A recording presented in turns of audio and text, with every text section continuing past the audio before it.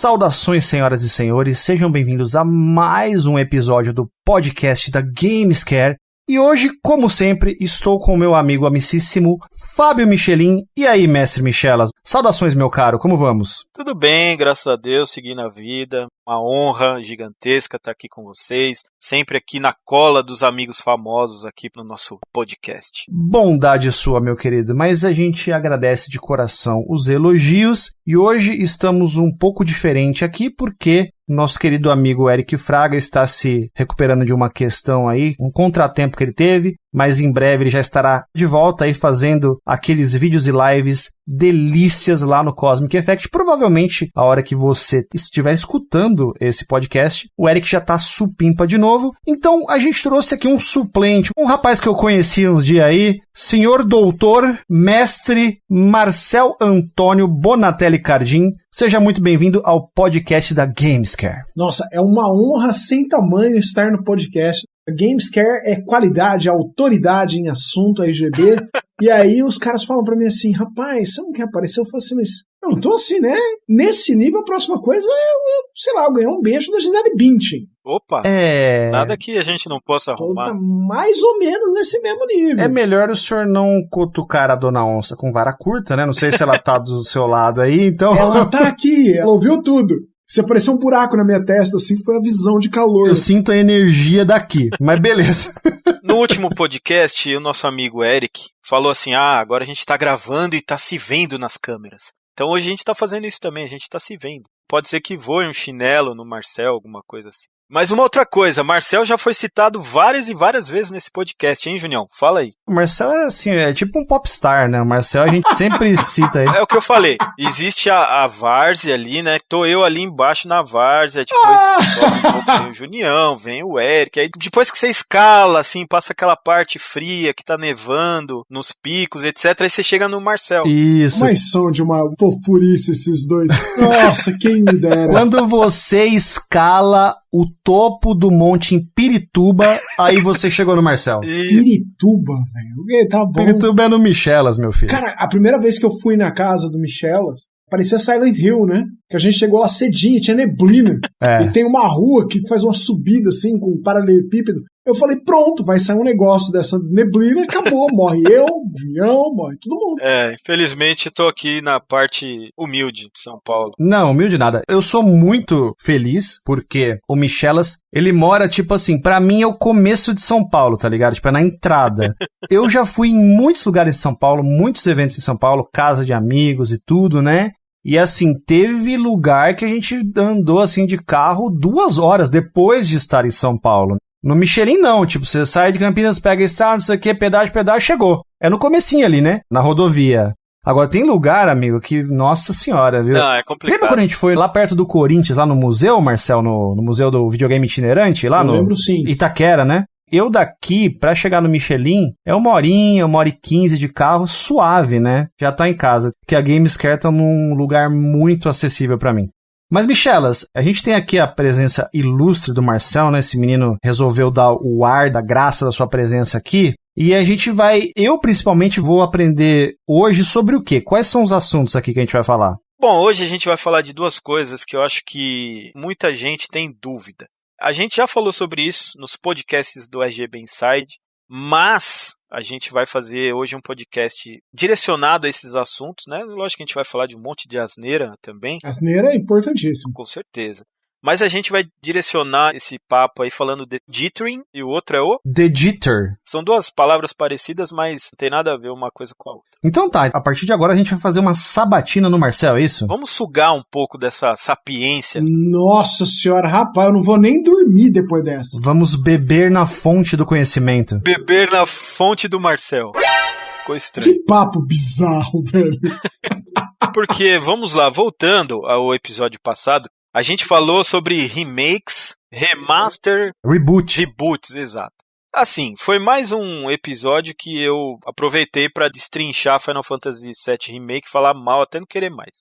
Só que aí a gente começou a falar da importância dessas coisas. E aí surgiu, assim, dúvidas da indústria, né, Junião? Como que a indústria encara certas coisas? A gente falou, poxa, se o Marcel estivesse aqui, a gente podia perguntar pra ele. Exatamente. A gente ficou perdido em algumas coisas. Por exemplo, remake. Quando você faz um remake de um jogo, qual é a lógica que você tem por trás? É que você vai fazer um jogo para as pessoas que já jogaram aquela versão anterior, seja lá no PlayStation 1, seja no Super Nintendo, no Mega Drive. Então você vai fazer um remake. Eu acho que, logicamente falando, qual é o público-alvo de primeira assim, que você tem quando você faz um remake? As pessoas que já jogaram, certo ou errado? A gente costuma falar que existe o bias do observador, né? Que é a gente imprime nas nossas análises a nossa própria visão. E aí percebe-se muito do Michelin nessa análise que ele fez, porque o Michelin é um cara bom, um cara bacana, um cara que acha que todo mundo que tá fazendo um remake tá colocando o coraçãozinho deles ali pra fazer o remake. O objetivo principal do remake é fazer uma quantidade gigantesca de grana. Sim, né? Claro. Mas assim, quando você passa desse ponto, essa é uma indagação extremamente válida, que bate muito forte no videogame, porque o videogame ele é muito artístico. Ele tem muita arte. A gente normalmente não pensa muito em remakes de música, porque você tem o conceito da regravação. Então, por exemplo, assim, alguém vai lá e grava uma música X, aí vem o Julião e grava a versão dele, vem um outro cara e grava a versão dele, um outro cara que vem e grava a versão dele, uma moça que vem e grava a versão dela. Todos eles são remakes da música original. Mas no universo de música isso é normal, isso é comum, são versões dadas dessas músicas. Tanto que às vezes você fala assim, eu gosto de tal música na versão de fulano, mas eu não gosto da versão original. Quando chega em filmes, essa discussão começa a ficar um pouco mais complicada. Porque cinema já envolve uma série de quesitos. Como ele envolve não só agora imagem, não só som, mas a memória emotiva que você tem dos atores, etc., já é divisível quando você fala em cinema. Porque tem muita arte no meio. Videogame, a gente ainda vê muito mais como mercado que como arte. Mas o alvo de você fazer um remake... O senhor vê mais como mercado do que como arte. Outras pessoas verem o inverso. Exato. Não, a indústria. Ok. A indústria vê como. É porque assim, a indústria de cinema, ela tem muitos sindicatos, ela é toda legislada, porque ela tem mais de 100 anos. Isso que eu ia falar, o videogame engatinha perto do cinema, né? Se for falar em videogame real, videogame na nossa casa, a gente começou em 72. E mesmo assim, pouca gente conseguia comprar o Magnavox, era muito caro. Então, você foi falar em milhões de usuários em 78, com o Atari, com o Stella. Nos Estados Unidos, né? Eu acho que mundialmente, um pouquinho depois ainda. Mundialmente, 85. Mas quem que é o alvo das ações? Vou pegar dois exemplos que a gente tem em entrevistas. Resident Evil, por exemplo. Os remakes do 2 e do 3. E do 1 no GameCube. Quem que é o alvo? É pegar o calcanhar de quem já ama a série, compre de novo, e ao mesmo tempo expandir isso para pessoas que não visitaram a série ainda. Porque existe um problema que nós não sofremos. Por exemplo, nós jogamos Resident Evil no Play 1. Então quando a gente volta em Resident Evil no Play 1, nós calibramos de volta nossas expectativas para o Play 1. Nós três aqui calibramos as expectativas para o Play 1 com Sync on Luma passando por um upscaler. Mas ainda assim para o Play 1. Quando eu pego uma pessoa que nasceu, por exemplo, em 2003, 2005, e eu coloco ela para jogar Play 1, ela tem dificuldades enormes em lidar com o hardware estruturado, em lidar com movimentação, com tank control, em lidar com ausência de analógico. Então, para essa pessoa consumir o meu produto, eu tenho que reestruturar o meu produto. Então, eu miro em quem já consumiu e eu miro em modernizar aquilo para outras pessoas. O exemplo que você citou do Final Fantasy VII. Por que ele é completamente diferente do Final Fantasy VII original? Porque ao longo dos anos, fora de um nicho específico de determinados jogos, a fórmula de RPGs americanos ela começou a se tornar mais lucrativa. Então, RPGs do estilo, por exemplo, Dragon Age, Mass Effect, KOTOR, eles começaram a vender mais unidades internacionalmente, se tornarem mais buscados. Então, embora exista uma resistência enorme por parte de um grande público, os próprios criadores têm uma resistência. Você vê que a maior parte das pessoas não encaram bem um Dragon Quest Action RPG. Eles querem que o Dragon Quest fique nas raízes do Dragon Quest. Desculpa te cortar, mas eu acho que essa resistência acho que vem mais de um nicho específico da comunidade de jogadores do que dos criadores em si. Tudo bem, Dragon Quest você tá perfeito. Agora, se falar, por exemplo, Final Fantasy teve que se reinventar N vezes ao longo dos anos para poder continuar vendendo. e às vezes, né, algumas vezes falhou miseravelmente com isso, né? Final Fantasy XIII, por exemplo. Exato. Agora, eu acho que existe uma resistência por parte da comunidade de jogadores. E sempre vai ter a galera que vai gostar do Bravely Default, do Octopath Traveler, que são jogos que a gente queria que o Final Fantasy fosse ainda, mas não é. Mas assim, a gente entende isso. Claro, a gente entende. Então assim, não é que a gente queria que o jogo fosse igual. Na verdade, assim, aonde eu queria chegar com o Marcel é outra coisa. Marcel, pra quem que é o remake? Para esses dois públicos. Se a gente pegar, por exemplo, do Final Fantasy VII, para quem que é o remake? As pessoas apaixonadas pelo Cloud, pela Tifa, pela Aeris, querem voltar a ter contato com esses personagens, certo? Para as pessoas que são apaixonadas pela história, que querem ver de novo essa história. Ainda bem que foi o Marcel que colocou Final Fantasy VII no rolo. Para as pessoas que querem ver um novo take do Tetsuya Nomura na história. E para as pessoas que não conhecem Final Fantasy VII e não são capazes de encarar aquele gráfico de Play 1. Beleza, então você acha que é meio a meio esses dois públicos? Não diria que meio a meio. Eu diria que 60-40. O público já interessado ele é mais propenso. É uma venda certa. Ele é uma venda mais certa do que o cara que vai olhar e falar assim, nossa, embora o Final Fantasy VII ele teve uma verba tão grande de marketing, que talvez a gente possa pensar que no caso dele é 50-50. Mas para a maior parte dos remakes vai ser tipo 60-40, nessa faixa. Tá respondido, Michelas. Uma parte. Então vai, conclua, desenvolva. Se a empresa tem essa visão, né, que a gente tem como uma coisa lógica, né, a lógica, não precisa ser especialista para ver que, assim, um remake vai remeter ao cara que já jogou o jogo lá atrás. Senão, a gente faria um jogo novo, que vai atrair novos jogadores, eu acho que com a mesma eficácia de um jogo remake. Mas aí eu te falo, e por que então, Marcel, cagar no jogo inteiro? Já que o negócio foi feito pros caras que jogaram o jogo antigo. Por quê? Tipo assim, vamos pegar a história. Marcelo, você tem que explicar isso agora. Vamos destruir a história e acabar com ela e fazer um monte de imbecilidades. Então aí, olha só, a gente foi tão a fundo nisso que a gente levantou até a bola do seguinte. Será que a empresa já não tem como garantido que o fã vai comprar o jogo, mesmo que pra falar mal? Então assim, não importa o que a gente faça daqui pra frente, aquele cara a gente já tem. Eu vou responder a sua pergunta com uma analogia. Você já leu um livro chamado Por Deus, pelo País e pela Coca-Cola? Eu recomendo muito, ele é um livrinho curto. E ele fala a história de algumas operações de marketing e de mudanças na Coca-Cola, mas principalmente em volta da New Coke. Num determinado momento da vida, a Coca-Cola estava perdendo mercado para a Pepsi. Ela era o refrigerante número 1 do mundo, ela é o refrigerante número 1 do mundo. E ela resolveu que ela ia mudar a fórmula dela. Então o que ela fez? Antes dela mudar a fórmula dela, ela fez o maior teste cego da história, que era 8 a 10 vezes maior do que o necessário. Ela pegou milhares de pessoas. E 90 e tantos % dessas pessoas disseram que o gosto do refrigerante novo apresentado era melhor que o da Coca-Cola. A Coca-Cola, então, fez, até aquela data, a maior operação de marketing da história envolvendo a indústria de alimentos. E ela deu uma data final para a Coca-Cola, e a partir daquela data só existiria New Coke no mercado. As pessoas começaram a estocar Coca-Cola. O Congresso americano foi para cima da Coca-Cola para falar que elas não tinham o direito de tirar um símbolo americano do mercado. As pessoas começaram a vender Coca-Cola antiga com ágil. Eu tô até imaginando o anúncio já. Coca-Cola completa, cereal batendo, raridade. É tipo isso. As pessoas começaram a tentar achar maneiras de comprar o xarope por fora.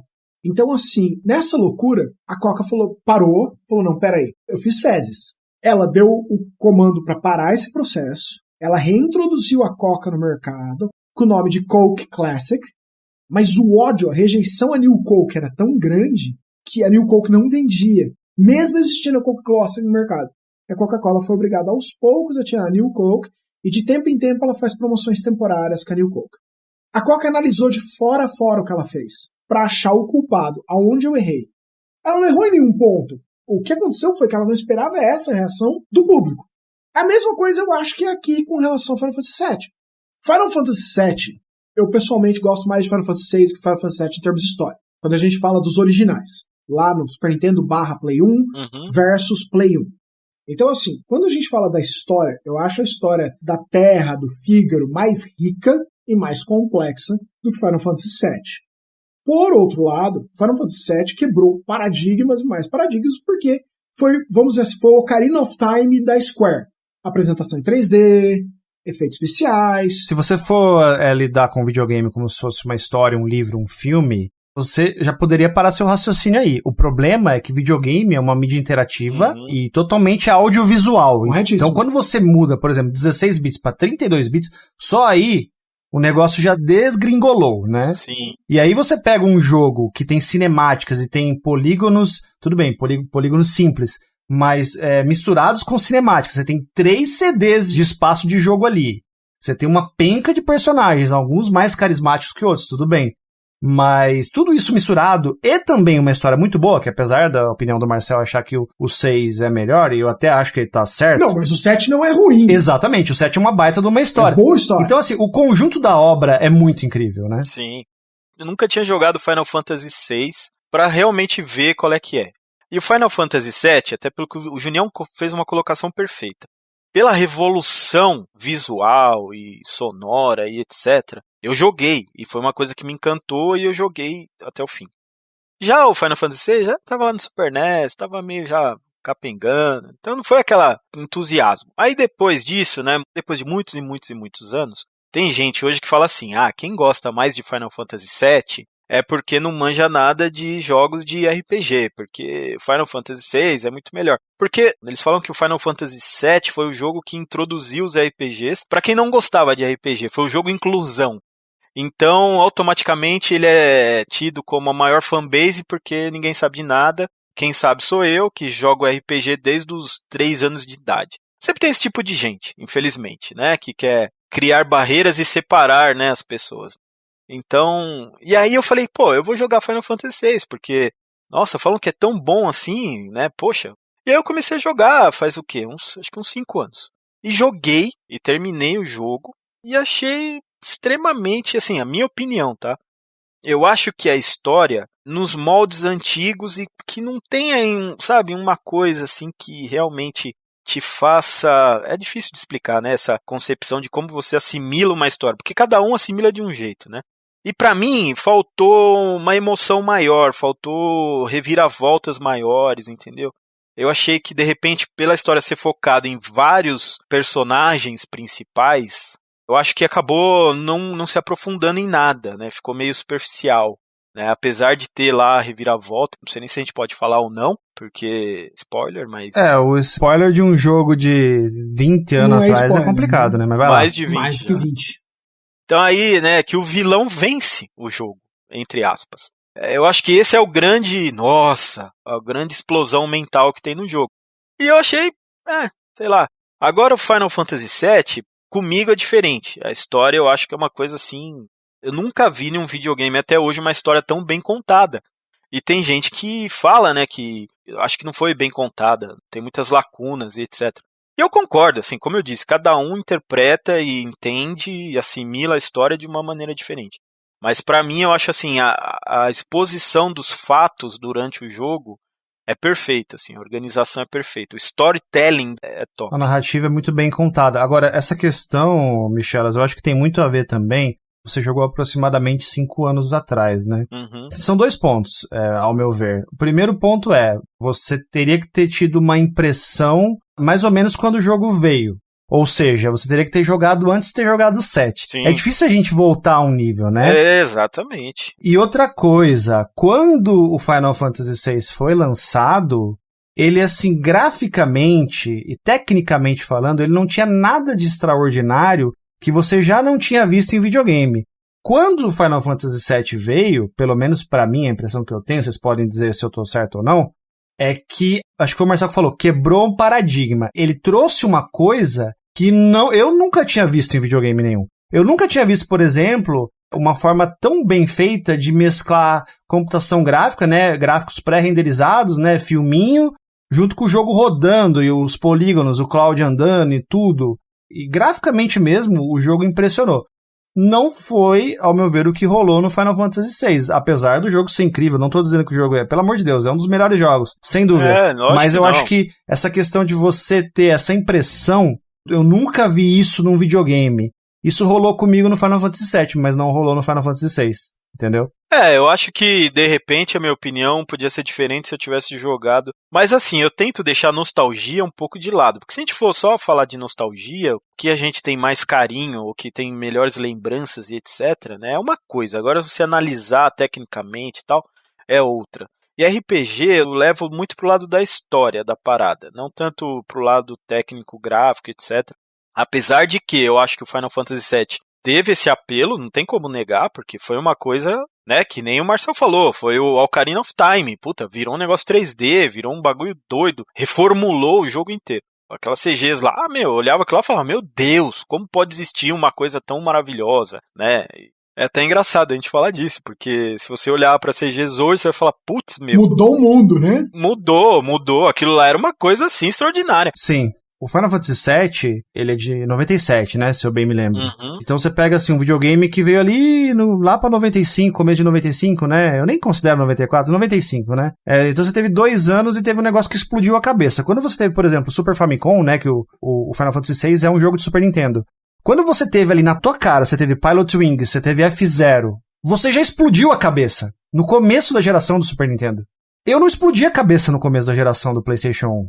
Eu fui explodir a cabeça no Final Fantasy VII, sabe? Então, assim, pelo menos a minha percepção é essa. Então, pra mim, quebrou um paradigma nos videogames, né? Por conta de várias situações. E a parte técnica, pra mim, num jogo é muito importante, né? Como eu falo, se fosse só um filme ou um livro, a gente ia dar quase que total importância pra história. A história é importante nos jogos de videogame? Óbvio, todo mundo quer uma história bem contada. Mas não é só isso.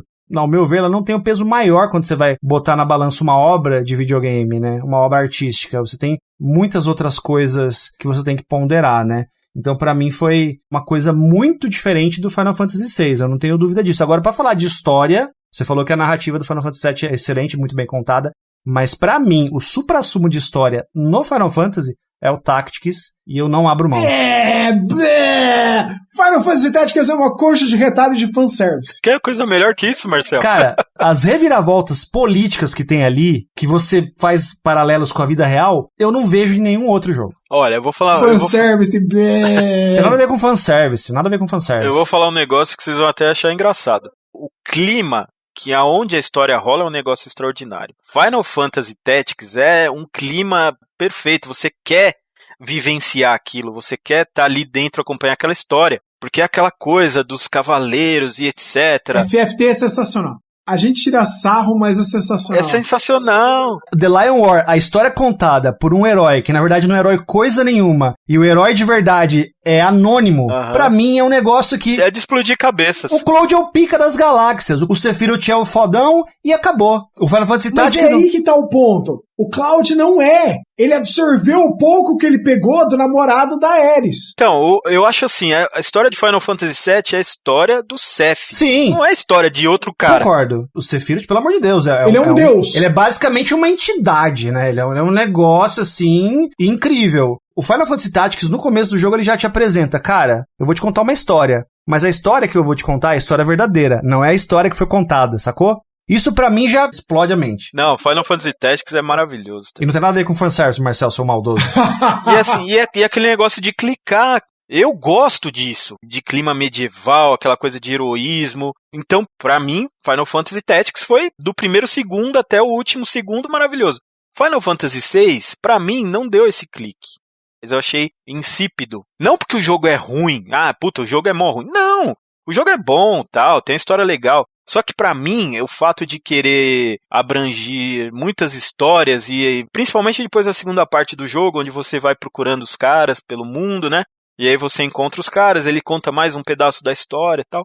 Você simpatiza com aquilo. E quando você simpatiza com aquilo, aí você tá fisgado. Você vai acompanhar, você vai gostar, você vai ter nostalgia depois. E aí os caras pegam Final Fantasy VII, puta, de novo a gente tá falando de Final Fantasy. É porque a gente ainda não chegou no ponto, mas a gente vai chegar. Aí fazem um remake destroçando a história, cara. Deixa eu fazer só uma perguntinha. Você jogou, Marcel, até o fim? Joguei até o fim 2 vezes já. Perfeito. Aí achei a história, assim, extremamente besta, cara. Assim, eu terminei quando lançou o jogo, pode ser que eu nem me lembre perfeitamente das coisas que acontecem, mas 2 coisas que ficou na minha mente. Primeiro, a Square quis deixar claro que não é um remake de Final Fantasy VII, apesar de estar no nome. Isso. É uma outra parada. É uma reimaginação da história. Que tudo pode acontecer. A segunda coisa, que aí eu acho que é onde começa o conflito da parada. Final Fantasy VII Remake é o remake mais pedido do mundo dos videogames. Foi o jogo que mais foi pedido. Aí já teve várias vezes que, agora vai sair. Não. E aí até que saiu. E aí a Square falou assim, cara, a gente tá com um monstro na mão pra ganhar toda a grana de todo mundo. Então, vamos fazer o seguinte, vamos separar o jogo em várias partes. Isso pra mim foi desastroso. O meu ponto de vista é de, primeiro, jogador de videogame, segundo, amante do Final Fantasy VII. Se eu fosse a empresa que vai vender o Final Fantasy VII, eu ia falar, pô, maravilhoso, vamos fazer 12 partes. Então, assim, e aí eu fiquei com aquele gostinho de que, assim, bom, a gente vai separar o jogo, beleza, quanto a gente vai vender cada jogo? Um preço de um jogo full. Tá, mas a gente não vai vender um jogo full, a gente vai vender um pedaço de um jogo. Vamos encher linguiça até não querer mais para que o jogo tenha 40 horas de duração e que todo mundo vai ficar feliz. E o jogo vai ter um começo, meio e fim, apesar de não ser o meio e fim. Então isso pra mim ficou ridículo. Eles quiseram entuchar a goela abaixo assim, umas coisas que você perde um puta tempo pra fazer, e, tipo umas besteiras assim, gigantescas, tipo vamos caçar rato. Pelo amor de Deus, sabe? Porra, eu achei que isso é extremamente... tá na cara que foi pra encher linguiça. Pegaram personagens que até então não tinha participação nenhuma na história original, tinha lá o seu motivo pra estar ali, mas não teve, né? E não, vamos pegar esses caras e contar toda a história deles, com pura encheção de linguiça. Então essas duas coisas. Vamos destruir a história do jogo original, porque nesse modelo de mercado que estamos adotando, não cabe mais fazer isso. Eu acho que, na verdade, aí existem outros pontos a serem considerados. Eu acho que primeiro a gente tem que pensar no seguinte. Por que Final Fantasy VII demorou tanto tempo pra chegar, o remake? Porque você concorda comigo que eu podia ter feito ele no PlayStation 3? PlayStation 2. Eu podia ter feito ele no PlayStation 2, ter tido ganhos de gráfico. Eu podia ter feito ele no PlayStation 3. Eu podia ter feito ele pra, por exemplo, jogar o remake no PlayStation 3 e o Crisis Core no PSP. Se você voltar no primeiro ou no segundo giro no mini, lá em 2012, 2013, você voltar lá, você vai ver eu falando que, tipo, a Square tava fazendo de novo vinho com as lágrimas fervidas dos fãs de Final Fantasy VII. Porque por um tempo era disso que eles viviam. Eles colocavam a cenourinha na nossa frente. Tá aqui um jogo de celular de Chocobos. Você quer? Quero. E o presidente da Square chegou a falar, se não vender os jogos mobile baseados em Final Fantasy VII, eu não vou fazer um remake, porque eu entendo que vocês não têm interesse. Terrível. Isso é terrível. Então, eu acho que o principal problema de Final Fantasy VII Remake começa no momento onde você entrega esse remake para um diretor que queira colocar uma voz própria, certo? Isso é um problema.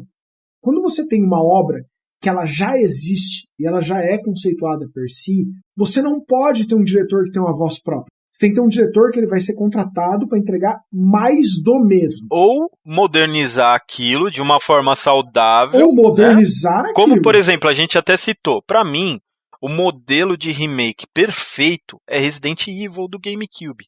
Porque é mais do mesmo. Com controle melhor. Um console muito melhor, com gráfico muito melhor, que pega um jogo que era para ser um terror, mas pela limitação técnica do console nem assusta tanto, e traz numa plataforma que realmente tem o potencial de fazer acontecer a visão do diretor original da obra, né, de maneira competente, e foi adicionado muita coisa. Porém, o jogo ainda é Resident Evil. Mesmo sendo, entre aspas, totalmente diferente. Michelas, me perdoa te interromper a linha de raciocínio. Claro. O giro no mini mais antigo que eu consegui encontrar numa pesquisa rápida aqui no YouTube é um giro no mini de previsões 2014, de 31 de dezembro de 2013, ainda na conta particular do Marcel. E é um vídeo de 8 minutos e 37 segundos. 8 minutos. Cara, houve uma época que eu fazia vídeos de 8 minutos.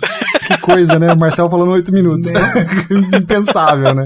Vai lá. Então, assim, eu acho que houve vários problemas ali. Primeiro, é uma franquia muito grande. Segundo, é uma franquia muito cara. Terceiro, a Square queria, como você colocou brilhantemente, milk this to the stars.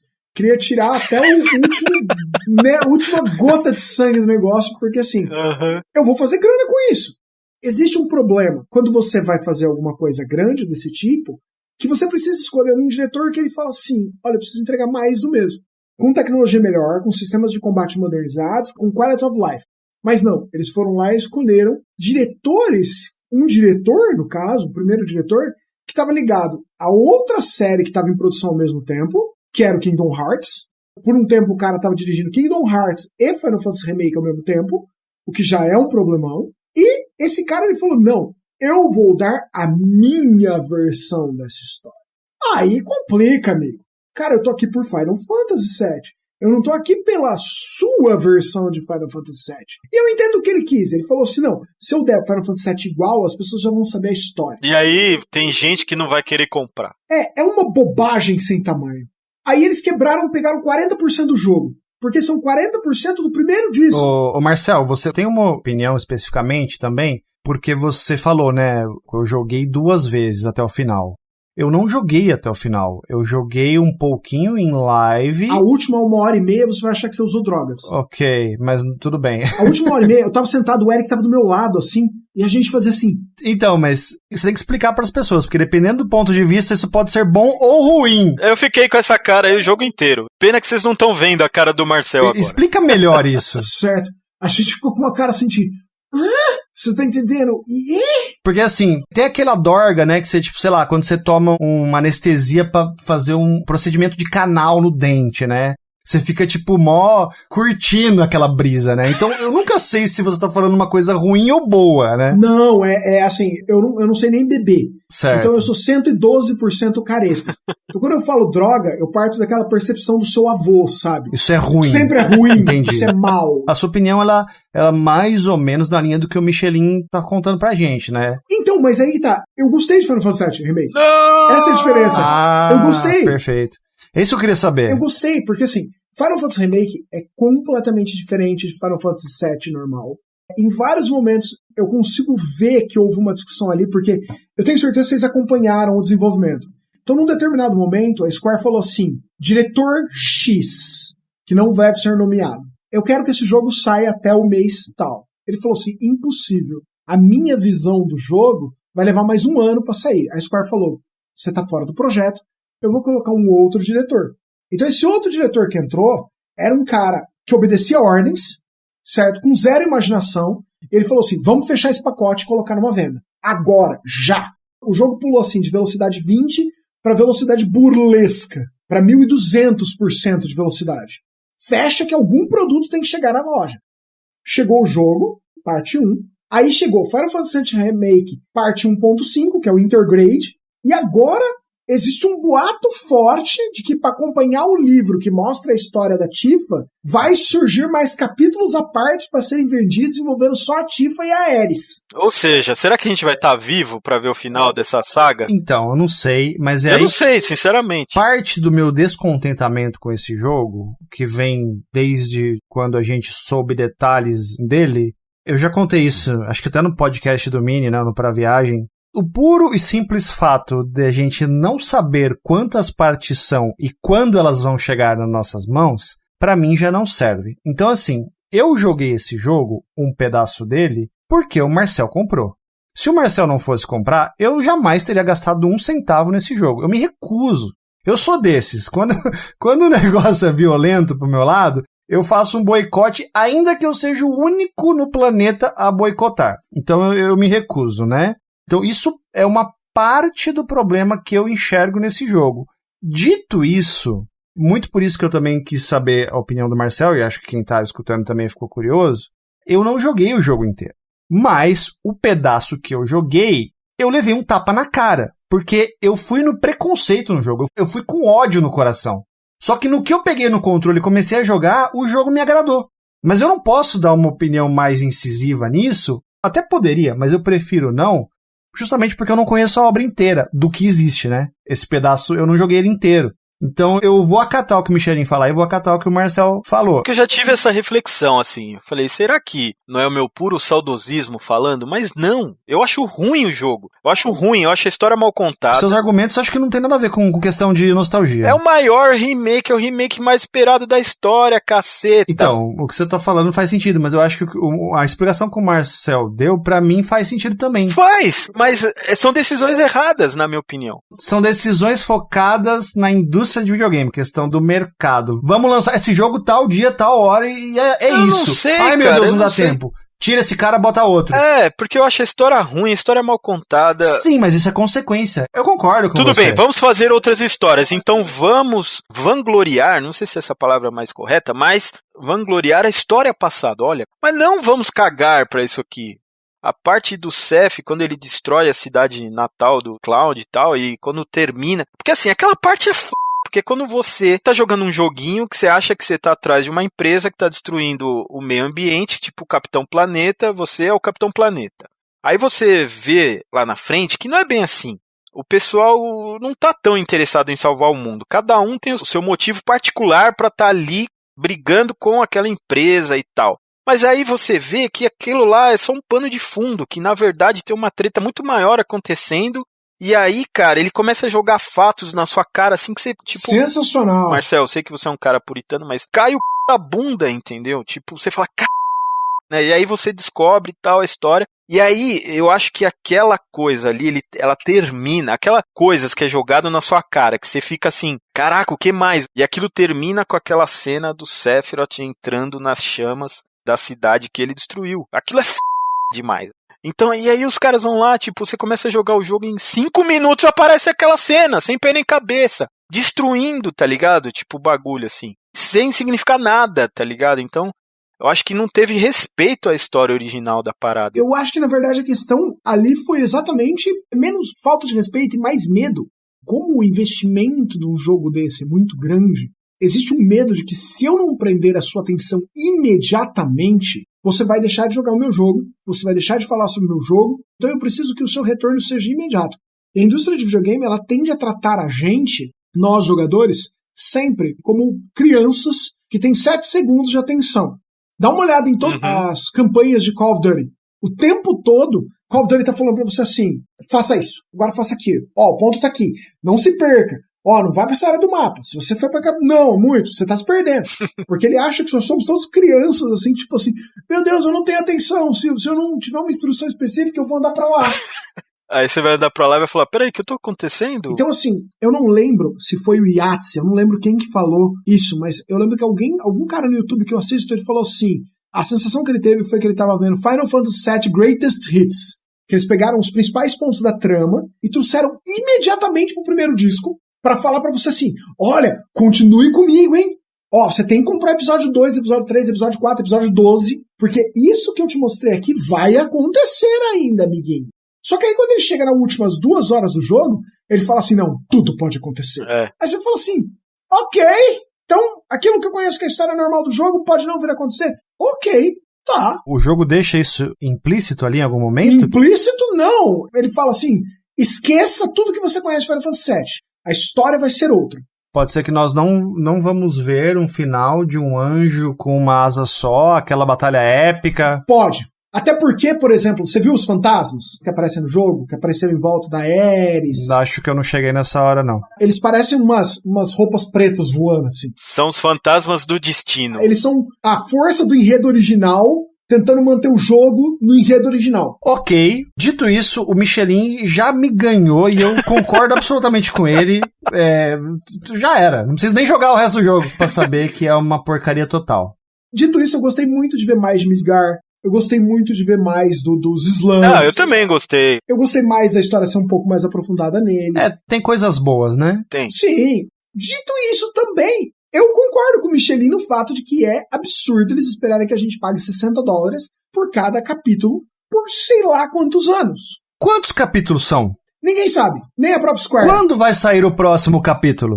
Vou poder jogar todos os capítulos no PlayStation 4? Provavelmente não. Eu acho que a gente nem vai estar vivo quando isso acabar. Ou a gente vai estar bem velhinho. Porque assim, eles já estão colocando coisa no meio dos capítulos. Que nem, o Marcel falou, já saiu uma DLC que conta a história da Yuffie, que eu acho que não tem nem pé nem cabeça também. Porque do jeito que ela aparece no Final Fantasy VII, pra mim tá perfeitamente bom. Você queria fazer um spin-off, né, disso aí. Ok, está lá. Aí agora o Marcel falou que já querem pegar outros personagens, colocar mais coisa. Isso a gente tá falando, nem tem a previsão do episódio 2. E ele já tem 1 bilhão de planos pra DLC do primeiro. Então, tipo, cara, aí eu falo uma coisa, eu entendo.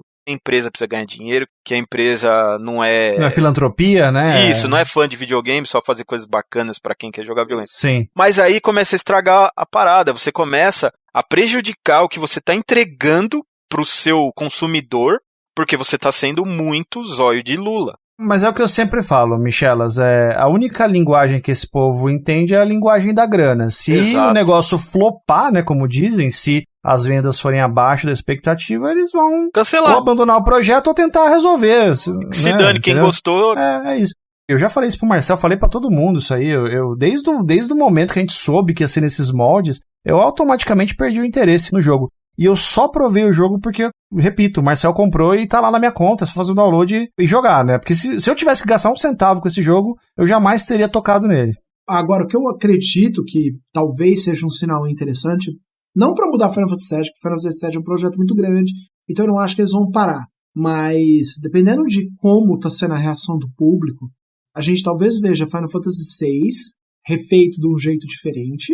E eu acho que o grande influenciador de como o Final Fantasy VI vai ser refeito é essa coleção de Final Fantasies clássicos, né? 1, 2, 3, 4, 5 e 6 num jogo só daquela Pixel Collection. Então, assim, é os mesmos gráficos, mas numa resolução bem mais alta e que talvez as vendas disso indiquem para eles que o público quer mais daquilo que eles tinham no passado, só que bem mais bonito. Por outro lado, a própria Square ela é meio autossabotante, né? Porque recentemente eles falaram ao público assim: nossa, nós estamos muito surpresos com a reação de vocês de ficarem bravos que a coleção só vai sair para mobile. Se a gente soubesse que vocês queriam aluno de videogames, a gente tinha anunciado antes. Véi, como assim, cara? Mas se vocês comprarem a versão mobile, a gente faz também pros videogames. É que eles estão pensando em trazer pro Switch também e tal. Quer dizer, cara, se você trazer pro Switch, basicamente nada. Você não vai trabalhar nada, cara. Você não vai gastar nada pra você trabalhar pro Switch. Então, assim, a Square, ela é muito complicada, cara. Muito. Tem uns flops que ela esconde muito bem. Eu recomendo aos senhores jogar The Quiet Man. Vocês vão odiar. É um jogo da Square muito ruim. Eu quero um dia fazer uma live dele com a Louise só porque ele é muito ruim. Querido, pra jogar alguma coisa da Square, você tem que se esforçar muito mais do que isso. Muito mais do que isso. O outro lado também, eu prefiro um jogo curto e delicioso do que um jogo que se alonga e é ruim. Mas, por exemplo, Resident Evil 3 da Capcom. Eles modernizaram o jogo no remake, certo, tiraram toda a gordura desnecessária, entregaram pra gente o core da narração, e aí o público falou pra eles assim, mas só 6 horas? Eu falei assim, velho! O pessoal ficou ensandecido, porque tirou umas partes lá, tirou o negócio do relógio, da torre do relógio, não sei o que. E... Nossa, mas deu uma choradeira isso aí, cara. Resident Evil 3 Remake, eu não joguei ainda. Eu não joguei ainda, não vou falar nada. Mas eu joguei o 2, adorei o 2, achei moderno, bacana, bonito, como deve ser, adorei. Agora, quando eu vi o pessoal metendo o pau no Resident Evil 3 falando que era muito pequeno, eu falei, ué, cara, eu já sabia disso. Eu joguei no Play 1, eu sei que é o menor de todos. Então não achei extraordinário, mas ainda não joguei. Nunca vocês vão me ver falando isso. Ah, esse jogo é muito curto. Porque pra mim o que interessa é a qualidade da parada e não o tamanho. Ficou estranho também isso que eu falei, mas... E assim, a história ali contando a Jill ali naqueles momentos que, se eu não me engano, antecedem os atos do 2, né? Sim. É pra ser um negócio mais curto mesmo, é uma fuga. A Jill tá vazando, tá ligado? Mas assim, uma coisa é fato. Sempre vai ter alguém que vai ter opinião contrária. Como a internet deu voz pra todo mundo, então sempre vai ter o pessoal pró e o pessoal contra, né? Isso aí não tem como. Sim, mas o que o Marcel fala, ele sempre fala, e eu concordo muito com isso, é que existe uma minoria extremamente vocal. Então o barulho que essas poucas pessoas fazem ecoa tanto que dá a impressão que o mundo odiou o jogo. Quando você for ver, não é o mundo. Não é. São poucas pessoas. Então não necessariamente vai ser a opinião da massa da comunidade, né? Não tô dizendo nem que é o caso do Resident Evil 3, mas poderia ser, né? Não sei.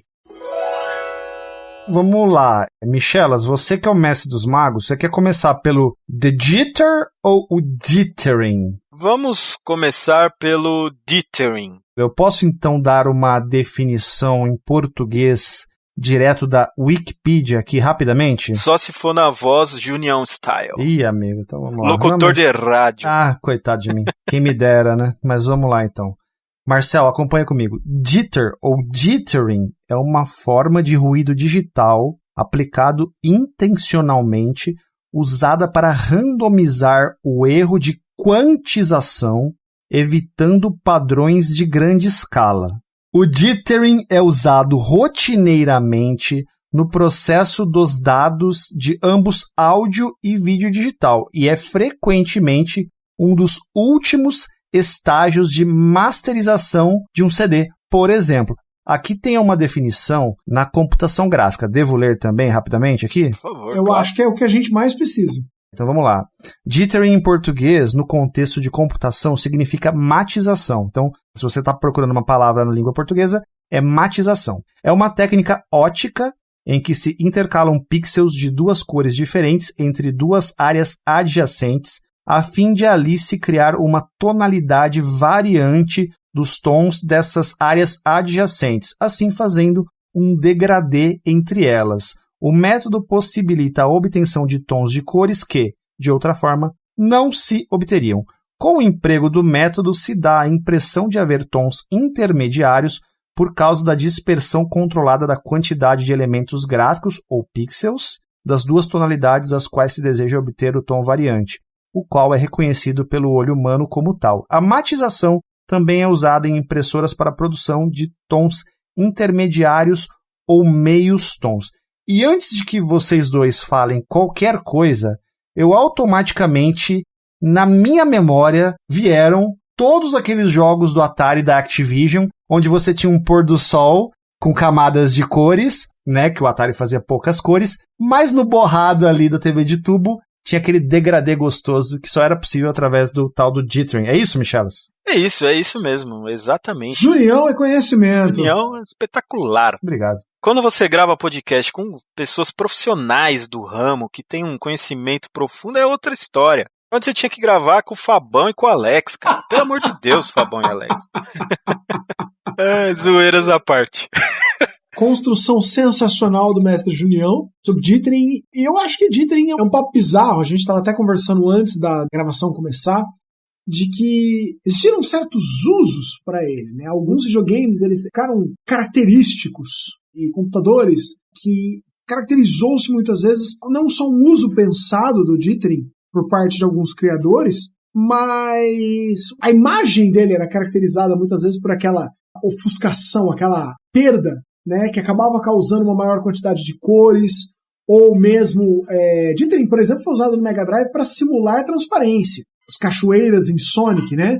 O Mega Drive não faz transparência, então você tinha um pixel azul, o pixel depois branco e depois vazio. Então o sequencial deles causava a impressão de que aquele objeto era azul transparente, mas ele não era. E tinha um movimento. E que ele tinha um movimento, mas ele não tinha. Era a persistência de visão trabalhando junto com o jittering, criando aquela ilusão na nossa cabeça. Era verdadeiramente causado pela falta de recurso, né, para a época. E não só no Mega Drive, muitos videogames usaram isso, e não só também para transparência, como o Marcel bem lembrou aqui, mas também na questão do degradê e das cores que não seriam possíveis através pura e simplesmente daquela placa gráfica, ou daquela PPU, né, daquela maquininha que estava ali em questão. Então, isso daí gerava cores que a gente enxergava na época, mas que na verdade não estavam ali. Era basicamente as luzes se misturando ali naquele borrão e fazia uma outra cor que não seria possível se não fosse esse efeito. Mas tio Junião, por que eles simplesmente não usavam as cores certas, tio Junião? Então, querido, é que às vezes eles queriam fazer uma cor que não existia, não era possível. Ou porque eles tinham palhetas limitadas. Exato, o Marcel deu uma definição técnica perfeita, mas eu ia contar uma historinha. Conta a historinha! Lembra antigamente quando a gente falava assim, olha só, esse videogame tem 8 bits, olha, esse videogame tem 16 bits. Lembra disso? Naquela época, os videogames eles tinham uma capacidade muito limitada de fazer cores e, pior ainda, quando eram cores simultâneas. Então eu lembro que até alguns videogames tinham na caixa essa informação. Olha, esse videogame faz tantas cores simultâneas. 64 cores simultâneas na tela, na caixa do Mega Drive. Eu lembro que no Saturn, se eu não estou enganado, era algumas milhões de cores simultâneas ou cores que fazia. Era um ponto. Vocês lembram antigamente quando se falava assim, olha, essa TV é uma TV a cores. Porque era um diferencial, uma TV colorida. Então, antigamente, era um diferencial quando você tinha mais cores. Esse videogame podia pôr mais cores simultâneas na tela. Só que, às vezes, o caboclo que estava ali fazendo o jogo, ele queria uma certa cor que não tinha. Ele não tinha como ter aquela cor naquela máquina. Ele estava preso numa limitação técnica. Então, às vezes, uma saída era fazer esse efeito, misturando esse vazamento de cores. Quero colocar um ponto. Fala, Marcelo. Para quem viveu a época dos computadores antigos, Atari, MSX, quem teve computadores até mais antigos que eles, viveu limitações de cores. Então viveu tela VGA. Até no Windows 3.11. Isso. E a ironia disso tudo, senhoras e senhores, é que apesar do Marcel tá pagando uma de tiozão, eu tive Atari e ele não, e eu tive MSX e ele não. É só isso que eu queria falar. Então assim, esses computadores antigos, eu tive MSX. Você teve mesmo? Eu não sabia. Eu não tive da Gradiente, mas eu tive. Então tá, então tudo bem. Mas eu tive Atari e você não teve. Haha, pronto. Então assim, você tinha computadores que, nos computadores a gente viu isso com uma escala muito forte. Então você tinha telas preto e branca, ou verde e preto, né? Depois você foi para tons de cinza. Aí você foi para cores muito básicas, assim. Tinha computadores que tinham 4 cores na paleta, depois 8 cores, depois 16 cores. Os monitores começaram a vir padrões VGA, depois Super VGA, né? O SVGA. Aí depois SVGA Plus. Aí você começou a ter quebras nos padrões.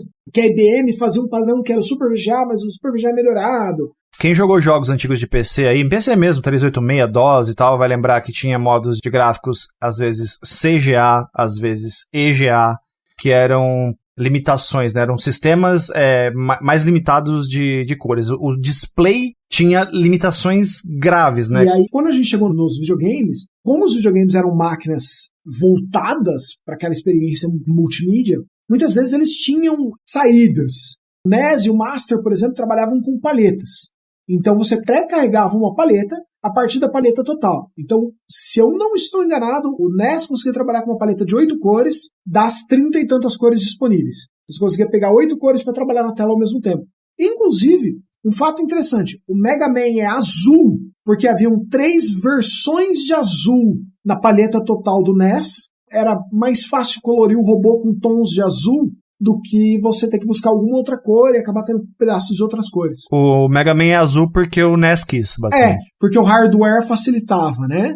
A paleta do Mega do Master era mais rica. Se eu não me engano, Keiji Inafune ou alguém que desenhou o Mega Man, primeiramente imaginou ele vermelho. Eu não tenho certeza, mas eu acho que é uma parada assim. Eu acredito que eu li alguma coisa sobre isso, sim. E que depois reaproveitou essa ideia no Zero. Aí o Mega já tinha 64 cores simultâneas na tela. É engraçado que a gente viu essa questão das cores muito claramente quando você tinha jogos que saíram no Mega Drive e no Super Nintendo. Porque aí você via a diferença da quantidade de cores na tela ao mesmo tempo. Então às vezes as pessoas falavam assim, o gráfico no Super Nintendo é melhor. Não é que necessariamente o gráfico era melhor. Às vezes a animação era a mesma, às vezes a qualidade dos sprites dispostos eram as mesmas, mas a cor era mais rica no Super Nintendo. Já que o Marcelo tocou nessa questão do Mega Drive versus Super Nintendo, você tinha claramente, em muitos casos, você via que aqui tinha mais cores, mas era um pouco mais achatado. E aqui não era tão achatado, mas tinha menos cores, por causa da resolução também do Super Nintendo, que era um pouco mais, né... Boxed, 8x7. Era outra proporção, exatamente. O Michelin tá querendo falar alguma coisa, ele tá se contorcendo ali que eu tô vendo, cara. Tipo assim, eu queria falar mal do Super NES, mas não vou falar. Como assim? Não fala não. Tô brincando. Mas é isso aí que vocês estão falando mesmo, né? E assim, além disso, ainda tem o limite de cores do asset, né, que o jogo usava. Então, o jogo antigo era feito por vários pedacinhos de gráfico. Então, tudo que era formado ali tinha o tile, né, que o pessoal fala, que era vários pedacinhos que juntos formavam um spritezinho ali, sei lá, de uma árvore. E aí, de repente, aquela cor da árvore ali era usada numa outra coisa para diminuir a quantidade de espaço que era usado no cartucho. A memória, você fala aí, pronto. Deixar o tamanho do jogo pequeno, então não era feito tudo em sprite, né? Que nem, por exemplo, o Neo Geo. O Neo Geo ES, ele é feito tudo em sprite. Tudo que você vê na tela é um sprite.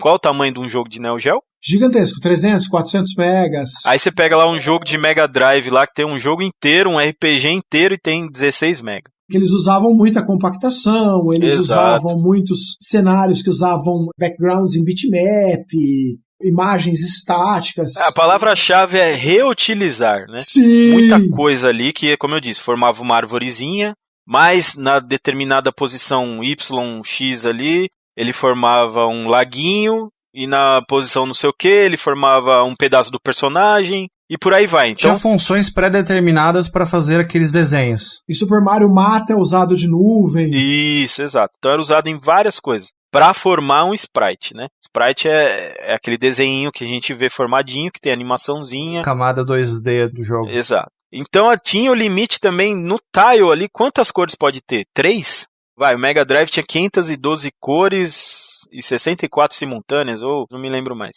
Mas dentro do tilezinho dele ali, ele podia ter, sei lá, 3, 4. Então era muito importante isso, né? Essa ilusão de você simular novas cores. Mesmo que a cor estava na palheta do Mega, mas não podia ser usado naquele momento, porque a memória de cores dele já estava cheia, né? A RAMzinha, a Color RAM dele já estava cheia, não tinha mais como colocar mais cores. Então ele não podia trazer do cartucho uma outra cor, né? Uma outra informação e colocar naquela tela ao mesmo tempo, junto com a que já estavam lá. Então isso é muito importante para criar essa ilusão, né? E isso devido à distância que você está da tela, você já percebe, você já tem essa ilusão, né? Tem muita gente que fala, mas era porque o jogo era pensado para ser jogado em vídeo composto. E aí, como o vídeo composto tem um sinal de qualidade baixa, vaza muito pixel e etc, né? Vaza luz. Então aquele negócio meio que mesclava tudo e aí você tinha a impressão que era uma cor diferente. E realmente tinha mesmo. Mas a lógica do negócio, né? O Marcel citou aí os computadores antigos. Isso daí ele está mais direcionado à distância que você está vendo aquilo, então o seu olho e o seu cérebro acaba mesclando aquilo, né?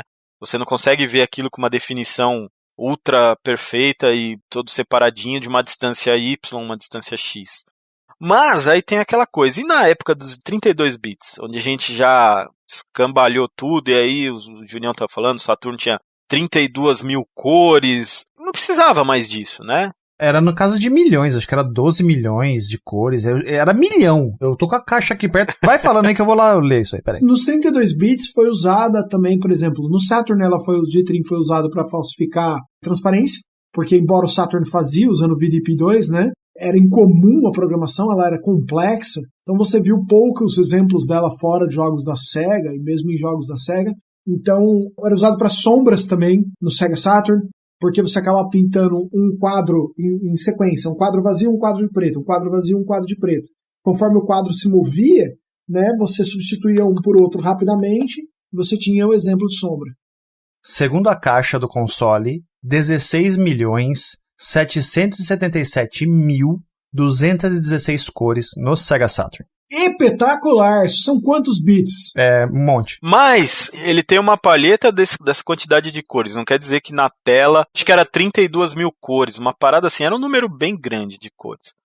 Como o Marcel tá dando exemplos aí, você ainda usava o dithering. E também, principalmente no PlayStation 1, o dithering era uma parada que estava já no kit de programação dos jogos. Tinha um botão assim, aplicar dithering.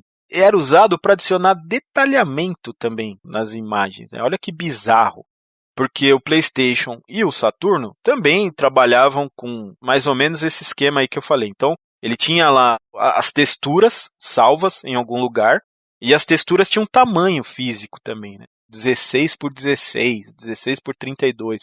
E dentro daquele negócio ali, quanto mais cores você adicionava, mais memória você usava. E aí o videogame tinha que ler aquela informação do CD e guardar em algum lugar, né, na memória RAM.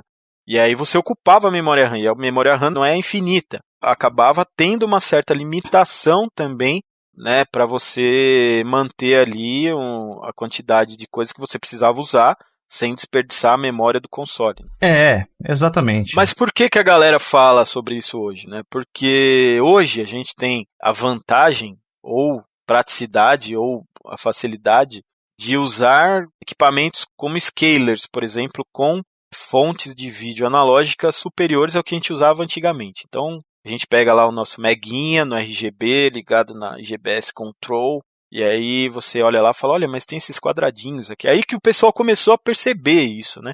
Lógico que não foi quando surgiu, né, esse papo, mas foi quando a galera realmente começou a perceber, né? E aí até entrou um papo de que, então, não é para ser jogado assim, é para ser jogado no vídeo composto. Na verdade, não. O vídeo composto tem esse bônus, realmente dá uma mesclada no dithering, fica menos pronunciado, principalmente no PlayStation 1 também, que tem bastante dithering. A gente fala muito do Mega, mas o PlayStation 1 é o rei do dithering com certeza, assim. Então aí a gente começou a ver mais isso, né? E incomodar também, porque a TV digital, ela meio que enfatiza isso, né? Ela não lida bem com não lida bem. E assim, eram recursos, né? Infelizmente a gente tá cruzando dois mundos, né? O mundo analógico e o mundo digital. Então, algumas discrepâncias vão existir, com certeza. Porque também essa questão de o mundo analógico é diferente do mundo digital, e hoje nós lidamos com telas digitais, e no passado a gente lidava com telas analógicas. Só que eu acho que nós, aqui, nós três, e também muita gente que está escutando, com certeza, a gente é teimoso e insiste em jogar videogames do passado hoje. Por isso que a gente acabou tendo esse, abre aspas, né, problema. Porque se você for ver mesmo, o cara que fez o jogo do PlayStation 1, ele não falou que os imbecis aqui no estado de São Paulo em 2021 ainda estaria jogando isso. O jogo é de 97. Falou assim, não, peraí, 2021 alguém vai estar jogando isso? Não, não vai estar, entendeu? Não é uma coisa natural, assim, né? Não sei se eu tô conseguindo me fazer entender, né? Sim, Espero que ninguém que tá ouvindo não queira me apedrejar e nem me colocar numa cruz, não é isso? A gente insiste, que nem aqui, PC Engine, Master System, Famicom. Esses videogames, teoricamente, não eram pra estar funcionando hoje. A gente é teimoso.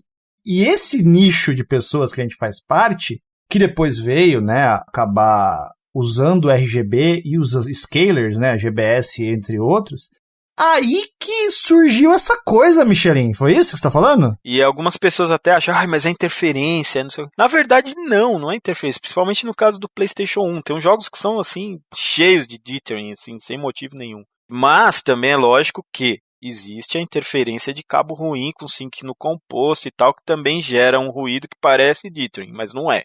Mas mesmo você usando um cabo profissa, blindadinho, legal, você vai ver o dithering. Então tem muita gente que confunde às vezes. No PlayStation é bem assim, são vários quadradinhos, quase da mesma cor de onde eles estão.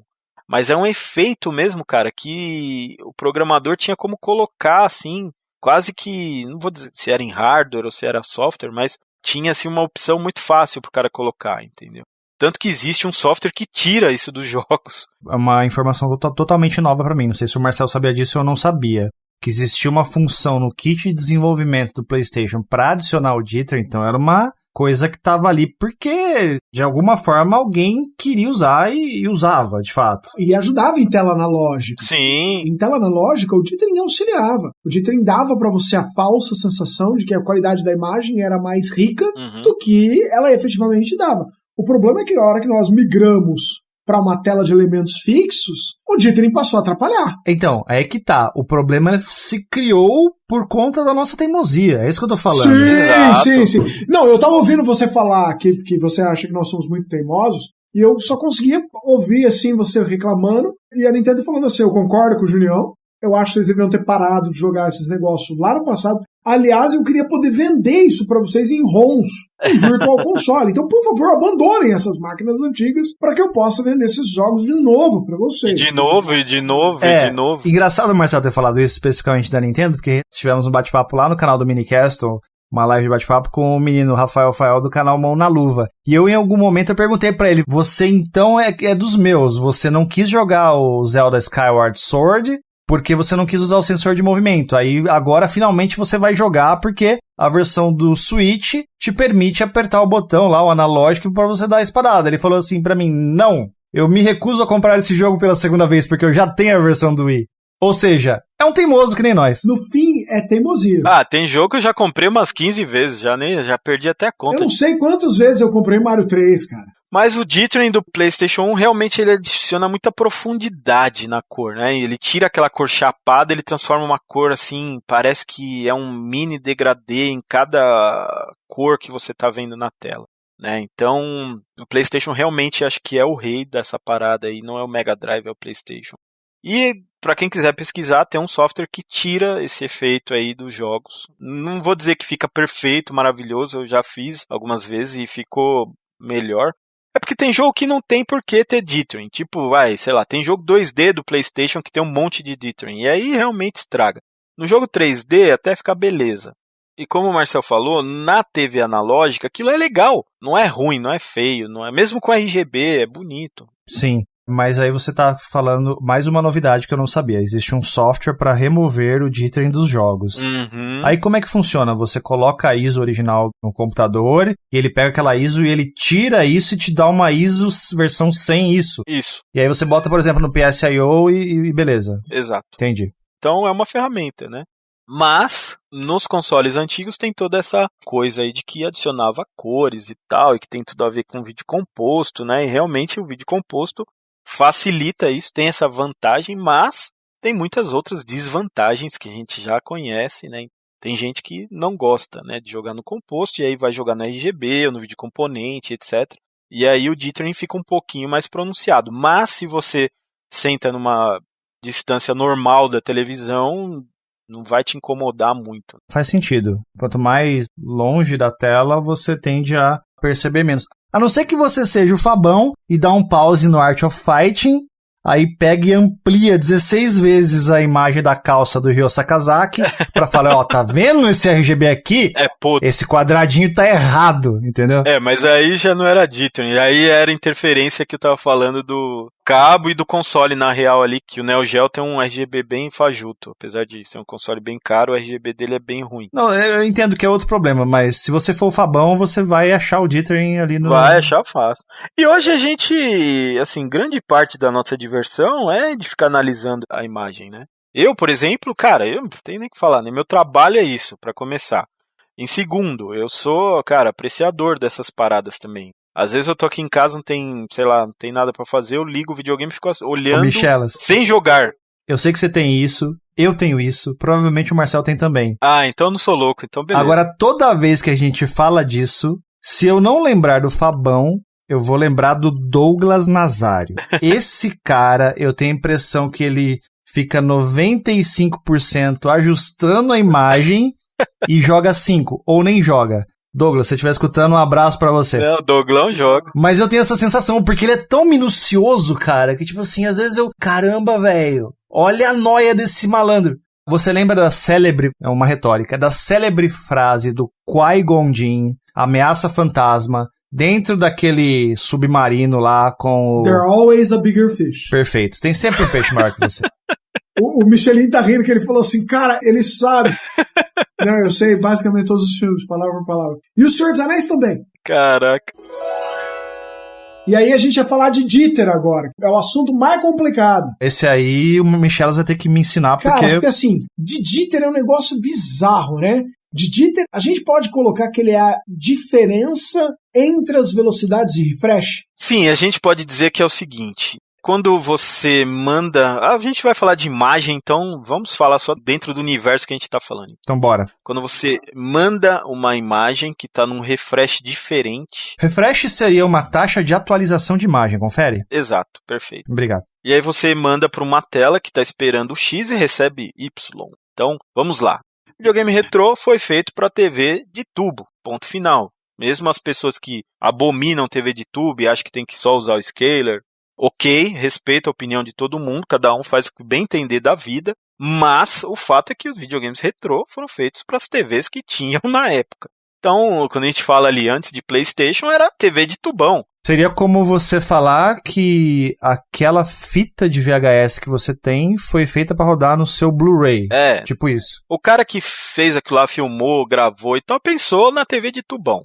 Então, a TV de tubão, a gente está falando do quê? Do mundo analógico. E o mundo analógico, ele é muito mais abrangente que o mundo digital, né? A gente tem a impressão de que o mundo digital é mais preciso, mas o mundo analógico, ele aceita variações muito maiores, então ele abrange muito mais informações do que o mundo digital. O mundo digital é binário, é 0 e 1, ele é preciso nisso, ele é 0 ou 1, né? Mas o mundo analógico tem uma variação entre o 0 e 1 muito maior, né? Então, possibilidades maiores, vamos dizer assim. Então, quando você liga um console retrô, não interessa para a TV se ele é 59.8 Hz, não interessa que a definição dele é 240p ou 480i, ela vai mostrar e pronto. Tanto que a gente fala de 240p muito levianamente, né? Porque 240p a gente coloca tudo. Tudo é 240p, isso aqui é 240p. É um arredondamento para facilitar na hora de explicar alguma coisa, porque na verdade não tem 240p, é 224 linhas, ou 230 alguma coisa. Cada console tinha a quantidade de linhas que ele queria. E inclusive jogos que traziam resoluções diferentes. Então, o Neo Geo tem uma resolução, o PlayStation 1 tem uma resolução, o Saturno tem várias resoluções, o Mega Drive tem uma resolução, o NES tem outra resolução, o Atari tem outra resolução. Então, a gente engloba tudo isso no 240p, mas na verdade tem muita diferença aí, muita variação de resolução ali. E a TV de tubo não tá nem aí, manda aí que é nóis. E mostra na tela lá, ela tem um jeito de sempre adaptar a tela dela, não trabalha com resolução, para começar, né? Trabalha com linhas, então facilita muito aquilo ali, para mostrar na tela. E ela também não está preocupada com o refresh de imagem. É lógico que não pode ser uma coisa muito discrepante, mas a maioria dos videogames chegam perto de 60 Hz, mas não chegam em 60 Hz. Como, por exemplo, Mega Drive, Master System e etc, etc. Aí você tem aqueles videogames mais fora da curva, que no caso é o Super Nintendo e o Neo Geo. Eles têm uma diferença assim bem grande. O Neo Geo acho que é 59.4, não vou me lembrar de cabeça, mas... NES e Super NES 60.09. Não, é menos de 60. Aí GB, GBC e GBA 59.72. Tá, mas esses daí tem a tela própria, aí tanto faz. Você não vai usar no scaler. A menos que você esteja no Game Boy Player ou no Super Game Boy. Tem uma maneira muito fácil. É só você, quem tem o OSSI ou a GBS... Você liga e ele mostra no display quanto que tá a atualização. A GBS também mostra e tal. E aí, o Super NES, eu não sei. Depois que você instala o mod de The Editor, que a gente vai falar daqui a pouquinho, aí às vezes ele fica além de 60. Então, assim, você tem esse problema quando você pega esse console e vai ligar na TV moderna. Por quê? A TV moderna, ela segue um padrão muito mais rígido do que a TV analógica. A TV analógica é tipo assim, um hippie dos anos 60. E a TV... E a TV digital é um Mauricinho operário padrão lá dos anos 2000. Exato. Então ela segue muito mais as regras. Então a regra do NTSC dita que a imagem tem padrões X, Y, Z e roda 60 Hz. Então a TV fala assim, beleza, me dá uma parada a 60 Hz. Isso a gente está falando, né, desse mundo. Lógico que PC, monitor, tem refresh diferente, as TVs hoje também tem. Não vamos ficar abrangendo tudo isso, a gente vai falar só o que interessa aqui pra gente. E aí o que acontece? Quando a gente vai fazer essa ligação do mundo analógico com o mundo digital, na maioria das vezes a gente usa um intermediário, que é um escalonador de imagem. O que um escalonador de imagem faz? Recebe uma imagem analógica e transforma o máximo possível que ele pode ou que ele está programado para fazer para o mundo digital. Então ele converte de analógico para digital, arruma aqui, aumenta a resolução, duplica o pixel, triplica, e aí sai uma imagem lá, né? Então quando a gente usa esse cara para fazer esse intercâmbio, ele é o responsável por resolver esse problema da quantidade de hertz que a imagem está saindo e o padrão que ele vai lançar pelo HDMI, que a TV tem que falar, ok, esse padrão, beleza. Aí você vai falar assim, mas a minha TV é 120 Hz, então funciona tudo. Não, porque a gente está falando de abaixo de 60. Mas eu jogo o jogo aqui de PC a 30. Tá, mas é outro mundo, é outra coisa que acontece. Existe a renderização nativa, né, que está sendo feita no hardware, e o que está sendo mandado para a TV, né? Muita coisa é diferente, né? Por exemplo, a gente pode falar brevemente do PlayStation 3 e do Xbox 360, que todos os jogos eram 1080p, só que não. A resolução que era gerada internamente era muito menor, etc. Mais ou menos o que acontece com a quantidade de hertz quando você está jogando e falando de frame. Isso acontece até hoje no Nintendo Switch, por exemplo. Sim, vai acontecer eternamente.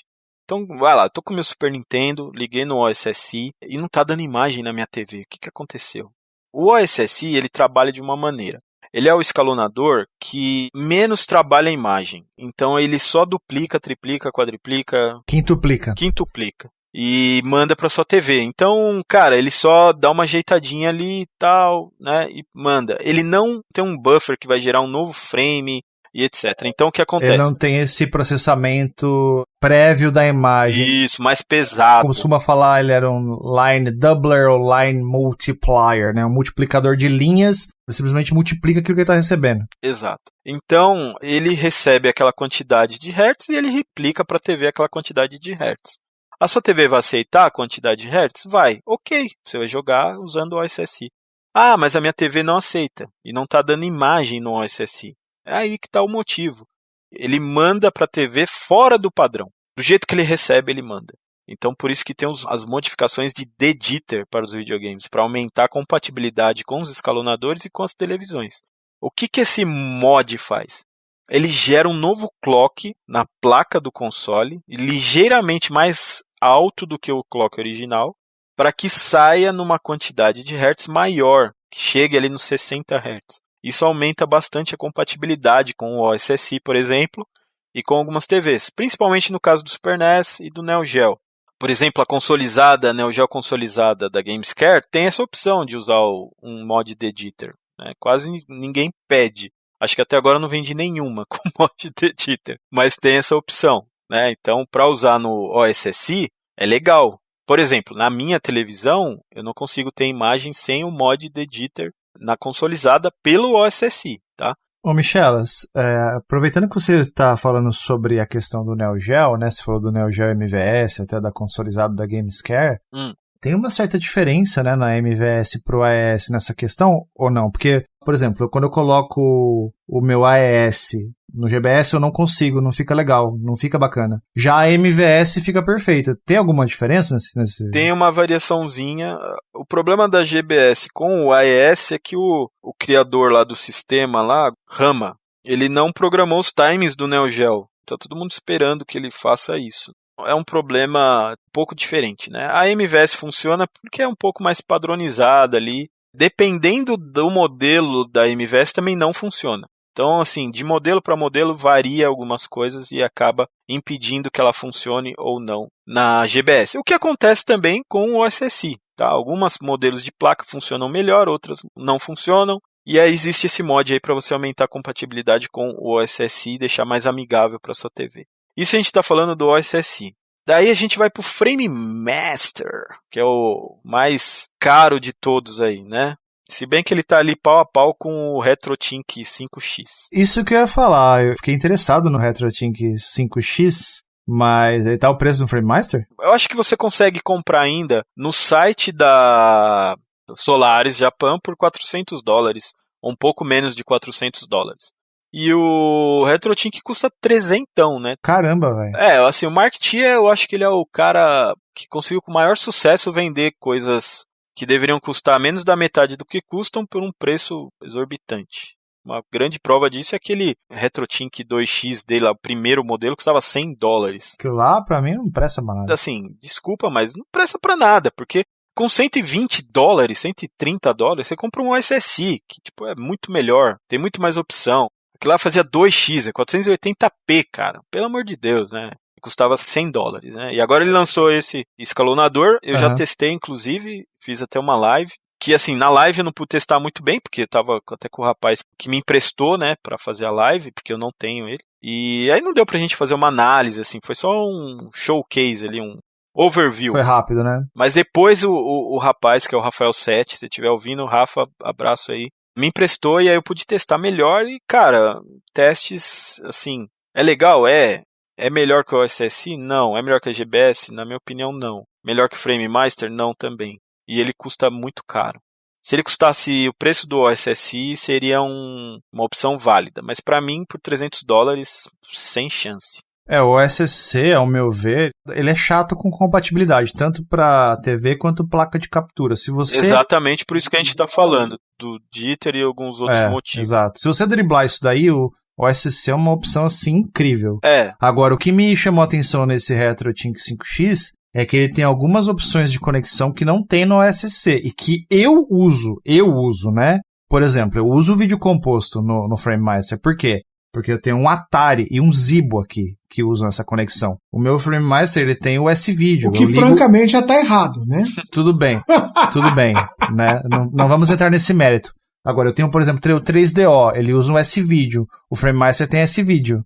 Então, essas coisas despertaram interesse nesse produto, mas sabendo agora que ele custa $300, não tem a menor condição de pegar um negócio desse. É que assim, os outros escalonadores, tirando o Frame Master, não dão suporte porque é meio que assim, o resultado não é tão bom. Você pode ligar direto na sua TV de graça e ter um resultado bem similar. É uma necessidade ultra específica minha. Que assim, 99% das pessoas não vão ter. Que nem eu falei aqui, né? Porque você quer capturar, você quer digitalizar o sinal. Não é nem a questão de melhorar a imagem, sim de digitalizar a imagem. Eu preciso de alguma forma capturar esse videogame. Por exemplo, no caso do Zibo e do Atari, eu não tenho um Atari RGB. Então o Atari pra mim é o composto. O Zibo é o composto. O Zibo nem tem como ser um RGB. E eu já tenho aqui o switcher SCART da Gamescare com 16 portas lotadas. Então eu já tenho 16 videogames usando RGB. Não é que eu não estou usando RGB, eu não tenho mais espaço para RGB. Então esses videogames, ou que eu não tenho espaço, ou que eu não tenho a opção, eu faço uso do composto ou do S-Video. Por isso que ainda hoje, para mim, especificamente, o FrameMaster é importante no meu setup. Eu perguntei pro Michelin no mesmo dia que ele fez a live, e eu tava muito interessado no RetroThink também, e aí ele já tinha me dado um heads up antes. Tem esse problema, então eu já tinha desistido da compra lá atrás. Mas senão a gente teria já tido um guerigasmo de um RetroThink 5 já. Assim, eu acho que eu não tô desmotivando o pessoal que quer comprar, por favor. Mas, assim, tudo que a gente faz, quando eu digo a gente, eu acho que até posso incluir o Mini também. E o RGB Inside e tal. A gente quer só expor os fatos para vocês. E aí a gente dá a nossa opinião. Vale a pena ou não vale a pena na sua opinião? Então, na minha opinião, não vale a pena. E assim, uma coisa até que me revoltou, porque tem muito review positivo gringo, sabe? Tipo, muitos problemas que eu vi, ninguém falou nada. Se você vê os reviews do Retro RGB e do My Life in Gaming, que eu vi, parece que é o melhor dos mundos, é o paraíso o negócio. Pelo amor de Deus, cara. Eles começaram falando... O My Life in Gaming me deu azia de assistir. O do Bob ainda falou algumas coisas, né? Mas My Life in Gaming me deixou bem decepcionado porque eram os caras que eu confiava, sabe? Os caras analisam a pulga do pixel e aí vai fazer um review do RetroThink que fala assim, quem usa perfil com times perfeitos no SSI tá perdendo tempo, usa só no genérico. Cara, você tá analisando a pulga do pixel e de repente você vem falar uma bosta dessa, velho? O tipo de canal ali, de conteúdo que eles fazem, vai na contramão disso, né? Porque assim, o suprassumo da noia do RGB é o My Life in Gaming. E o Bob, o Retro RGB, esses dois. Exatamente. Tanto que a gente assiste esses caras, né? Mas assim, lá realmente rola, eles querem enaltecer ali um produto gringo e, sei lá, o cara é amigo deles e eles querem que o cara venda. Só tem essa explicação. Porque assim, primeiro, eu não tô falando de produtor de GBS não, mas os caras falam que a GBS não serve. Eles falam assim, você que tá começando na vida do RGB, compre um RetroThink 2X. Mano, como? A GBS dá um couro lindo nesse negócio. Um couro sentido. E custa mais barato, entendeu? Isso que é o pior. Tipo, não tem como você falar. Totalmente contra o que eles pregam no canal deles. Pô, o cara vai indicar um negócio que trata vídeo como... não. E custa mais caro que uma GBS. Não tem como você indicar um negócio desse pro cara, sabe? Sem contar que na gringa, a GBS, eles comprando lá e tal, sai muito mais barato do que pra gente aqui, né? Pra eles é mais fácil ainda ter um produto desse. Mais fácil. Mas, cara, não faz sentido nenhum. Zero sentido. Então, o review deles, pra mim, me deu nojo, assim. Aí depois falaram que, finalmente um scaler que trata 480i como os outros scalers deixavam na mesma qualidade de 240p. Nunca! Eu nunca vi isso acontecer, eu acho que, na minha opinião, vai ser impossível. Não foi. Eu fui assim, olha, com maior sede ao pote pra testar. Eu lembro que o Rafael me falou assim, comprei. Mano, eu fiquei louco na hora. Eu falei, o quê? Eu chamei o cara no mesmo dia pra vir na minha casa e ele veio. E aí eu fui, cara, com aquela sede pra testar. E aí, a hora que eu vi... Pra começar assim, cheio de incompatibilidade com a minha TV, que funciona no OSSI, ele deu incompatibilidade em vários modos. No modo 1080p deu incompatibilidade com a minha TV. Tem que ficar fazendo vários malabarismos. Desliga a TV, desliga o bagulho, liga a TV, liga o bagulho, troca a resolução. Aí já perde do FrameMaster, porque o FrameMaster ele funciona com qualquer coisa a qualquer momento. Você liga e tá funcionando. Então, beleza. Mas assim, o OSSI trabalha desse jeito. Aí a gente tava falando do FrameMaster, né? Que o FrameMaster trabalha de outro jeito. O FrameMaster é o escalonador que tem um lag maior de todos. Não quer dizer que não vai conseguir jogar, mas é o que tem o maior lag. Maior de todos se você excluir o Cheat Scaler. O Cheat Scaler tem mais lag ainda. O Cheat Scaler a gente esquece que existe, né? Então, assim, o FrameMaster, ele tem o maior lag. Por quê? Porque ele pega, cara, todos os sinais que ele recebe analógico e joga num buffer. E aí ele transforma aquele sinal. Então ele arredonda o sinal para sua TV. De maneiras que o OSSI não faz. Então ele coloca interpolação, coloca isso, coloca aquilo. para a imagem sair mais redondinha, 60 Hz ali, e vai para sua TV. Só que tem o custo do lag. Por isso que ele é compatível com todas as TVs, todas as placas de captura, etc. O OSSI já não. Ele tem as incompatibilidades dele. Porém, ele tem a parte positiva que ele não tem interpolação nenhuma. Por isso que ele é o mais crocante de todos, quando você tem todos os timings acertadinhos lá que o Douglas Nazário ensina você a fazer no canal Central Pixel. E aí você aprende, coloca lá e fica super sharp, porque ele não tem interpolação nenhuma. Já o FrameMaster tem interpolação.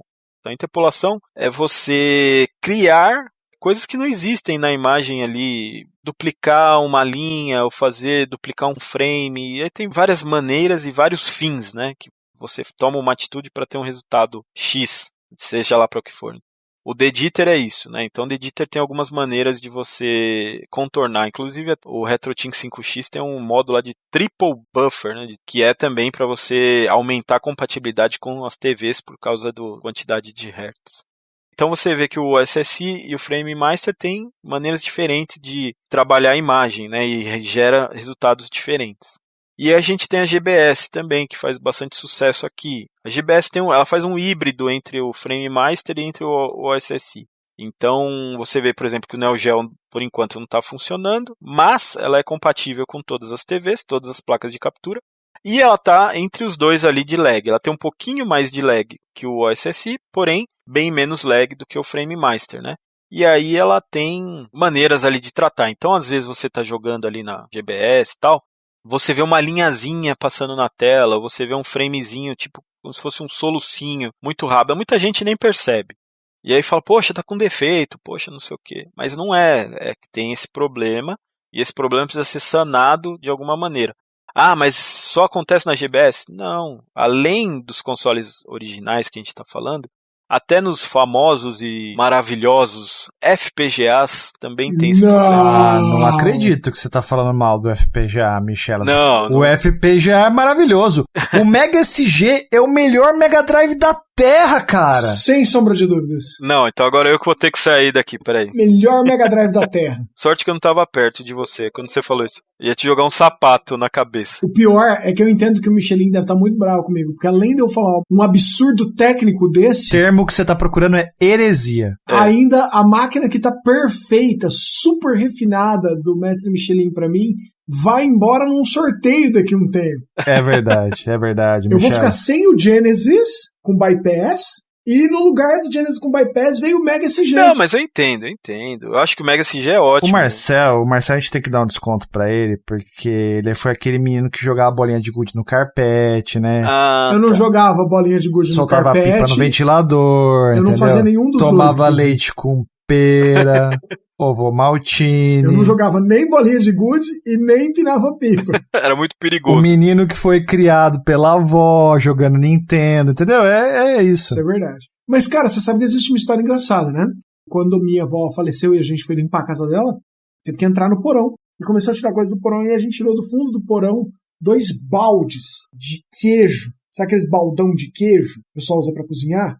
Cheio de bolinha de gude. Caraca. Que era um dos meus tios.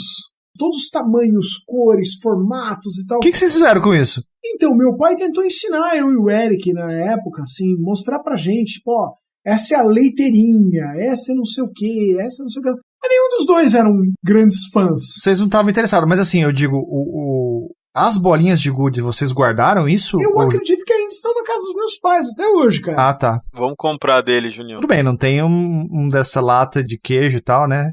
Antigamente, não sei se vocês lembram, aqueles potes de sorvete de 2 litros, mas não era esse que a gente tem hoje. Era um mais redondo e por fora tinha uma camada de isopor. Vocês lembram disso? Lembro. Eu tenho um desse isopor cheio de bolinha de gude, tá comigo até. Tá aqui, inclusive, tá comigo. Mas é engraçado que essa questão. E aí, e o Mega SG me serve muito bem, eu acho ele muito prático.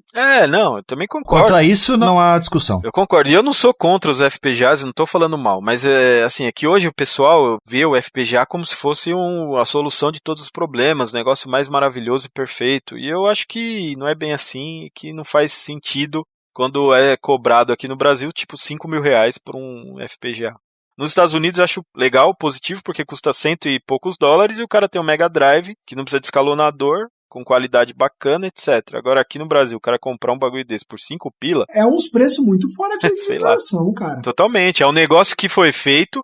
Vamos lá, qual é a intenção da parada? É você... Qual foi a palavra que você usou, Marcel? Praticidade. Facilitar a sua vida. Não é um negócio que é pra você vender o rim pra comprar o bagulho, sabe? Não tô falando mal do FPGA, é que pra mim não faz sentido. A gente sabe das diferenças técnicas que existem entre o FPGA e um emulador convencional, a gente sabe isso. Sim. Agora, se você pega, por exemplo, uma máquina que é dedicada a isso, por exemplo, um Raspberry Pi, que é muito popular e muito barato, e você tem um ganho final, principalmente se você souber instalar um sistema melhor, né, saber configurar o emulador, você tem uma qualidade muito boa, sim, incrivelmente boa, que não justifica você gastar um rim para comprar um FPGA só para encher a boca e falar, eu tenho um FPGA. Porque, na verdade, o produto final não vai ser muito diferente. O jogo lá, o Sonic, o Super Mario World, não vai ser tão diferente.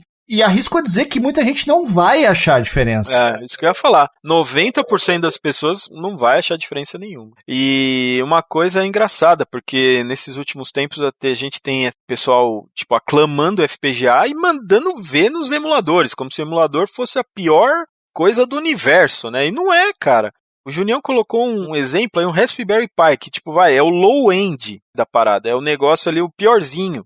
E, cara, para rodar Mega Drive, ele roda perfeitamente. Dificilmente o cara vai saber se tá rodando no Mr. FPGA, no Mega SG ou no Raspberry. E para os mais loucos, Michelas, vale lembrar que, se você quiser, você pode comprar um acessório chamado RGB Pi, que deixa o sinal de novo no analógico para você ligar, por exemplo, uma TV de tubo. Você pode fazer isso. Sim. Aí se você pega um Raspberry e coloca na TV de tubo... É muito, assim, fiel, né? O produto final é muito fiel. O Eric, nosso companheiro de podcast, falou até do Mega SG, que tá abaixo ainda do Raspberry. Falou que a emulação é muito boa e tal. Mas, assim, o FPGA, que é uma simulação do hardware original, também tem esse problema. Olha que coisa interessante. Você falou Mega SG, mas acho que você pensou no Mega Drive Mini, né? É isso? É, no Mega Drive Mini, no caso do Eric. É. E então, o FPGA também tem esse problema. Apesar de que ele só sai sinal digital já, a simulação dele tenta ser o mais fiel possível, então ele tenta rodar, né? Ele tem o ciclo de processamento ali perfeito, como um console real. Então ele também sai com a imagem numa quantidade de hertz diferente. Só que ele mesmo já tem as opções ali para você arrumar. E é exatamente igual que a GBS, o que o Frame Master faz, entendeu? Você vai ter um solucinho, você vai ter uma linhazinha, ou você vai ter mais lag e vai jogar o jogo mais fluido, como o Frame Master faz. Então, assim, isso existe, né? Mais uma vez, é um problema que já existe há muito tempo e que agora o pessoal está percebendo um pouco mais, porque a popularização de escalonadores, etc., está aumentando, né? Então, algumas pessoas percebem isso. E aí, o que acontece é que muita gente não consegue entender, né? Porque aí acha que é um defeito do escalonador ou do videogame e tal. E aí a gente quis fazer esse podcast para falar desses dois termos aí que são parecidos, dithering e de-jitter, mas que quase ninguém falou sobre isso ou explicou, né? Então a gente queria deixar isso claro. Então, o de-jitter não é um problema só dos consoles originais, só dos escalonadores. É um problema que existe com as TVs digitais. Mais um problema que veio aí, como mais ou menos também o dithering, né? Mais ou menos como o dithering também. Então está se tornando mais visível, né? Aos olhos de mais pessoas. Apesar de a gente já ter falado sobre isso nos podcasts do RGB Inside, né? Eu acho que seria interessante a gente fazer um podcast dedicado, que não foi, mas a intenção era essa, de fazer um podcast dedicado a esses dois termos, né? Para dar uma explicada. Dentro do nosso conhecimento também. Ninguém aqui é o cara que detém todo o conhecimento do mundo, tá? Então, você é? Não sou não. Pode ser que eu tenha falado várias abobrinhas aqui, mas assim, o que eu entendo é esse, o que eu sei é esse, eu tô dentro da minha ignorância e falando o que eu sei, né? Tentando ajudar aí quem não sabe ou está procurando a informação. É uma coisa muito sutil e tal. E na própria, por exemplo, na GBS, eu não estou querendo puxar a sardinha da GBS, tá, pessoal? Eu só estou falando que é o fato, né? A GBS ela tem como você instalar um gerador de clock que ameniza um pouco para alguns consoles esse problema. Então é um negócio que vai resolver? Não vai resolver. Nem o FPGA, que é o todo-poderoso, consegue resolver, que já gera a imagem digitalmente. Então, é um negócio que ameniza, dá uma melhorada e tal. É um investimento um pouco maior, porque o gerador de clock tem um custo meio elevado, principalmente aqui no Brasil. A gente coloca, eu já coloquei uns 3 ou 4 para clientes que me pediram. E tem esse paliativo aí. Para quem usa em monitor analógico, precisa também? Não. Muita gente que comprou a GBS gosta de usar um monitor analógico e tal. Então, por isso que não é uma coisa que já sai da Gamescare com todos com aquilo. Porque eu acho que poucas pessoas vão usar. Então, eu acho injusto impor esse custo maior para todo mundo, sendo que uma faixa muito pequena das pessoas vão realmente sentir o benefício, né? E quem realmente vai sentir o benefício é só chegar e pedir que a gente coloca, não tem problema nenhum. Muito legal. Perfeito. Então acho que deu bem assim pro pessoal sacar essa questão do The Jitter, do dithering também. Tudo bem que a gente divagou bastante, falamos sobre um monte de coisa. Mas você falou que a gente, de repente, podia até fazer um outro episódio falando disso mais focadamente. De Final Fantasy VII? Não. De dithering e The Jitter, né? Mas o pessoal deu pra entender legal, né? Vamos deixar claro pro pessoal que o podcast da Gamescare é mais um bate-papo entre amigos. É uma coisa descontraída que a gente faz com o intuito, por exemplo, eu me divirto muito, assim, eu ficaria horas e horas e horas falando com esses caras. A gente faz na esperança de que outras pessoas também vão achar legal ouvir esse papo e também vão interagir com a gente, porque não é só uma coisa assim, a gente tá falando aqui, acabou. Cada um pode dar sua opinião, pode falar com a gente, ninguém aqui é inacessível. Eu converso com um monte de gente todos os dias, pode chegar, pode conversar. Agora sim, se for só pra criticar, poupe a gente. A gente pede, o mínimo que a gente pede é educação. E o Marcel, coitado, o Marcel ele vai ficar, a gente vai botar a culpa nele, né? Aí os caras vão pegar no pé do Marcel, tá vendo? O Marcel foi no Gamescare no podcast, aí deu 3 horas. Mas é normal, o Marcel vai... A coitada da Vivi entrevista as pessoas em 20 minutos, né? 30 minutos, 1 hora...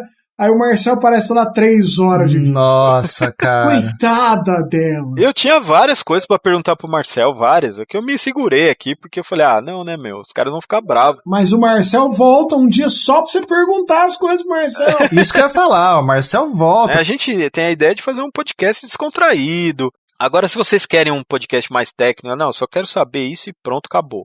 Deixem aí o depoimento de vocês aí. Quem sabe um dia a gente faz. Não xinguem a gente, pessoal, porque a gente demorou. Não, a galera curte. São 3 caras aqui que não tem muito tempo, né? Como vocês também não tem. Então quando a gente se junta, cara, é tipo criançada, entendeu? Quer bater papo, quer brincar, quer fazer tudo, né? Do que não teve tempo de fazer durante a semana, então a gente quer bater esse papo, e é isso. É exatamente, e assim, eu acho que a galera curte pra caramba, a gente, pelo feedback que a gente recebe, a galera curte esse modelo mais descontraído, mais de bate-papo, o pessoal se diverte com as histórias aqui também.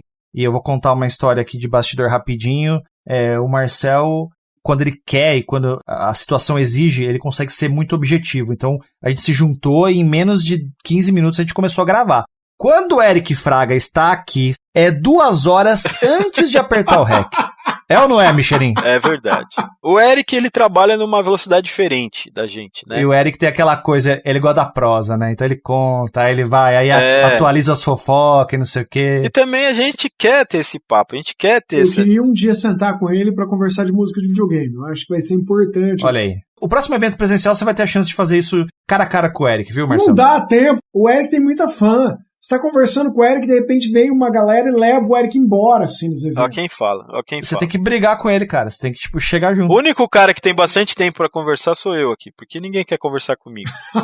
A única conversa que o pessoal tem comigo é assim, meu videogame tá pronto já, amigão? Você é um brincalhão, Eu sei admitir que eu sou um sugador de estrelas, entendeu? Eu me junto às estrelas pra poder ter a minha voz ouvida também, escutada. Quem vê pensa, né? Nossa senhora, hein? Pera aí que eu vou ali chamar a ambulância. Antes eu gravava podcast com o Fabão super conhecidão, tal. O Alex já nem tanto, mas, né, ainda também. Aí depois eu fiz um upgrade. Aí fui pro Junião e Eric. E agora eu tô tendo a chance de estar com o Marcel e Junião. Eu tô fazendo um podcast com o Minicast. A honra é toda nossa, querido. A honra é toda nossa. Se a gente fizer um podcast tarde, dá pra falar até que você tá na cama com o Minicast. Que maravilha, mas não vamos chegar... Não vamos nos aprofundar tanto. Né? A gente tá em época de distanciamento e tudo. Tô no sofá com o Minicast. Pronto. Que maravilha. Senhores, eu acho que o papo Foi excelente, foi muito produtivo. E pra mim, eu nem vi o tempo passar, foi um negócio incrível. Foi sensacional. Nossa, pra mim foi ótimo. Foi maravilhoso. Espero que vocês aí que estão escutando tenham curtido o bate-papo, tá bom?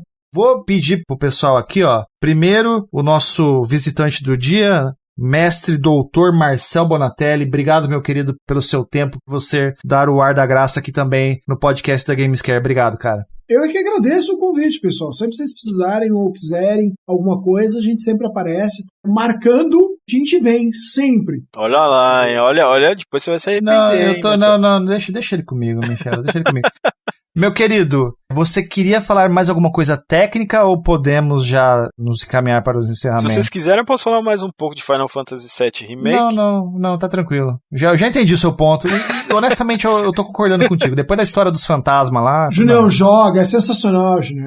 Legal. Tá bom. Mas é isso aí, agradecer a todo mundo que segue a gente, que escuta nosso podcast aí, faz críticas construtivas, né? Pessoal bacana, a comunidade que a gente tem, eu acho que é muito abençoada, tem muita gente legal.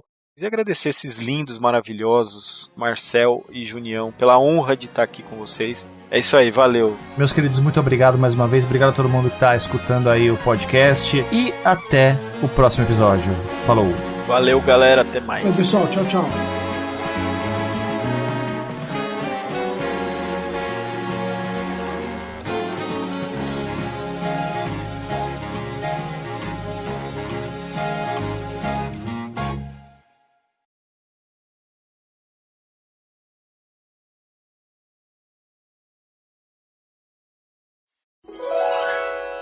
Junião não tinha nem nascido ainda. Eu tinha nascido sim, senhor. Eu nasci em 81. O Junião, ele tem cara de novo, mas não é. Eu sou velho. Eu vou fazer 4.0 agora em novembro, queridinho. Eu não vou falar sobre idade aqui. Se o Junião tá velho, imagina eu. Eu sou mais jovem aqui, então vocês são tudo tiozão. Pronto. Que o Michelin tem cara de jovem, né? Tem cara de acabado já, cara né, mano? Michelin, você fala assim, 32, 33, né? Assim. Tá bom. Esse Marcel é um amor. Não, esse menino é uma pérola. É uma pérola. Quando eu trabalhava, eu e o Junião, a gente trabalhava juntos e tinha uma moça que a gente não conseguia saber a idade dela, de jeito nenhum.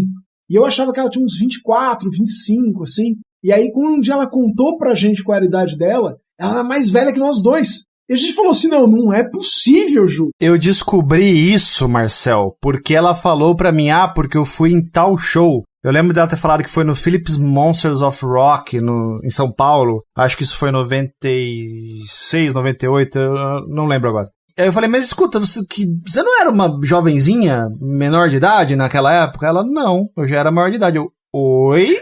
Inevitavelmente eu comecei a fazer uns cálculos na cabeça, eu falei assim, essa menina tem mais de 40 anos. Naquela época que eu falei com ela, né? Que faz muitos anos atrás já. Ela dormiu naquela câmara do Link do Breath of the Wild, cara. Você olha pra carinha dela, você fala que ela tem 30, no máximo, assim, estourando. No máximo 30 anos. Se a Ju estiver ouvindo esse podcast, acabamos de dedurar a sua idade para o mundo inteiro. Coitada da Ju. Até onde eu sei, a Ju continua trabalhando na mesma agência, que inclusive foi a agência que eu e o Marcel nos conhecemos. Mas ela não consome videogame, então acho que pouco provável ela tá escutando esse podcast. Acho difícil, a não ser que alguém fale assim, Ju, você foi citada. Ela vai assistir pra dar risada.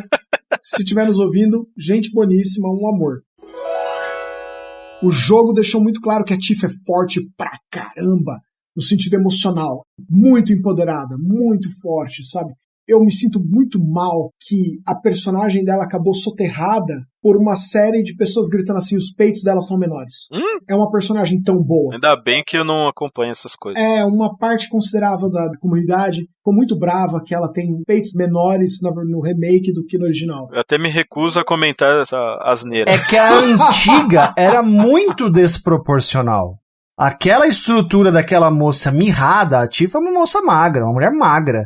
Ela tinha uns seios muito desproporcionais no antigo, no original.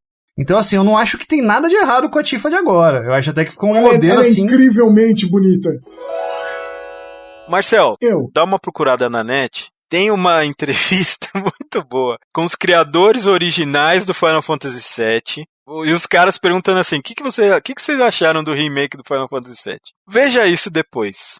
Pra você ver a cara dos malucos. É muito, é impagável, assim. Posso ver também? Pode ver também, Junião. Você vai rachar o bico. Esse jogo me ensinou uma lição muito boa na minha vida. Eu lembro que o Junião comprou e falou, tô jogando, aí eu falei, pô, vou comprar. Já até sei que vai falar. Aí achei muito louco, aí teve um dia que eu joguei pra caramba, assim, eu falei, nossa, deve estar bem na frente do Junião. Mero mortal, você nunca pensa isso do Junião. Aí eu olhei assim, tô com 3 horas de jogo? Caraca, joguei 2 dias só e tô com 3 horas de jogo. Nossa, o Junião deve estar no começo. Aí foi olhar no Switch, mostra, né, quanto tempo o cara jogou. O Junião tava com 32 horas. Quando eu engrenei nesse jogo, os meninos até brincavam lá no grupo do WhatsApp do Minicast, né? Eles falavam, o Junião, ele não tá dormindo. Toda hora que eu ligo o Switch, ele tá no Octopath Traveler. Tipo, o jogo tinha 12 horas que tinha lançado e o Junião tava com 32 horas de jogo. Eu tenho essa sensação.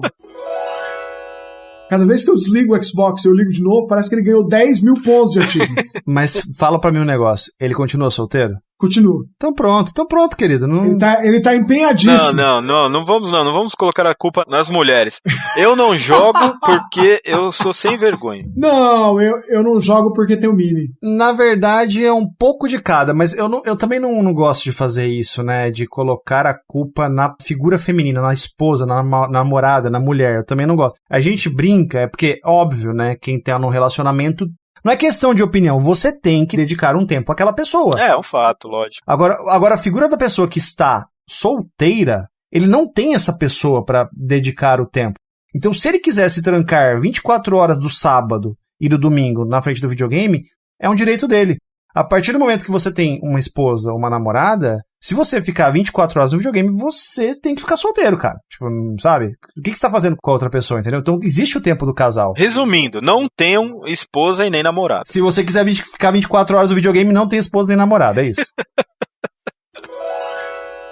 O bagulho é louco. Gil, por favor, Gil, uma salva de palmas pro nosso amigo Junião. Meu Deus. Salva de palmas. Obrigado, mas tem mais. O Fabão vai aparecer atrás do Junião, sabe que nem o profissional em que surge o Jean Renault da escuridão, assim, põe a faca, assim, no cara.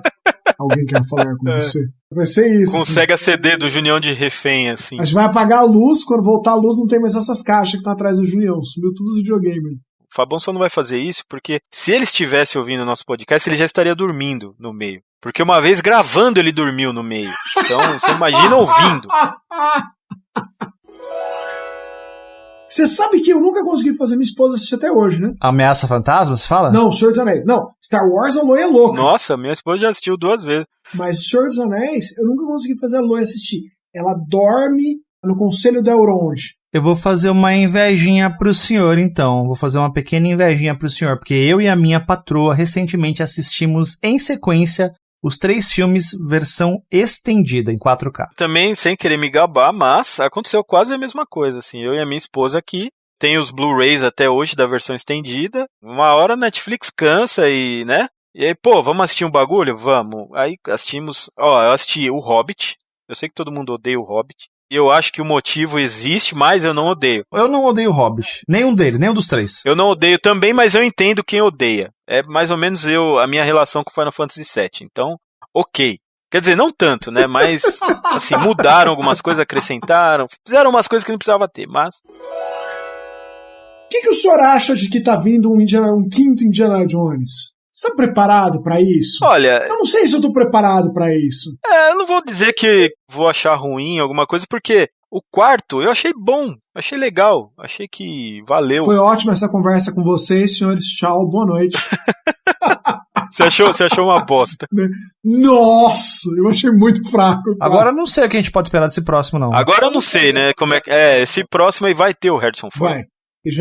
Na verdade, ele é a única coisa que a gente tem certeza. Pera, Indiana Jones vai ser da Disney agora? Sim, porque a Lucasfilmes é da Disney. Eu achei que só tinha comprado a franquia do Star Wars. Eles literalmente compraram a vida do George Lucas. Eles compraram a Lucasfilmes, eles compraram basicamente a vida do cara. Ah, tá. 4,7 bilhões, sendo 3,9 em dinheiro e o restante em bonds da companhia. Caraca, velho. Você imagina se alguém vir pra você e falar assim, cara, eu compro tudo que você fez na sua vida. Tá bom pra você, Michela? Você consegue sobreviver com 4 bilhões de dólares? Ah, tá. Acho que sim. Agora o Marcel vai querer levantar e sair mesmo. Porque eu não achei a trilogia da Disney tão ruim no Star Wars. Não, aí quem vai levantar sou eu, né? Porque o Marcel é fanboy da Disney, eu não sou. O Marcel já foi embora. Perdemos o Marcel. Inclusive fica a sugestão aí pra quando o Michelin for publicar o episódio, colocar de fato os assuntos que foram abordados, incluindo Final Fantasy VII mais uma vez. Não, Final Fantasy VII é melhor nem colocar, né? Senão o cara não vai nem clicar no podcast e falar, não, mano. Coloca porque a gente falou tanto, e o problema é o seguinte, isso acontece, né? Acontece, o Marcel tá ligado que acontece. De repente você coloca um título, se a gente botar o episódio assim, Jitter e Jittering... E só tiver uma hora final, assim, disso... A galera vai chiar, entendeu? Então, assim, é bom abrir o jogo, colocar, ó, falamos disso e daquilo. Acho que a gente deveria começar a fazer podcast sobre filmes. Só falando bem dos filmes que a gente gosta, assim, revivendo os melhores momentos e tendo emoções. Você sabe que tem um tal de filmando o jogo lá, que eu ainda nem me atrevi a mexer com esse trem, porque tem o Marcel, tem a figura do Diego lá, o amigo dele, e os caras, né, tem uma bagagem de filme, assim, muito maior do que eu, né, então eu nem me atrevo, né. Mas ele vai participar do episódio do Sonic. Eu vou, a gente já combinou, eu vou. A gente só tá esperando acabar a pandemia, os dois estarem vacinados. Exatamente. Assim, com certeza, esse vídeo vai sair bem depois que eu já vou ter tomado a segunda dose. Devemos virar totais jacarés. Com certeza. Gil, mais uma vez, Gil. Tô de olho em você. A Gil foi intimada, que delícia. Gil falou que vai acelerar as edições de podcast. Maravilha. Eu só preciso acelerar o pagamento do Gil também, coitado. Importante também, né? Importante.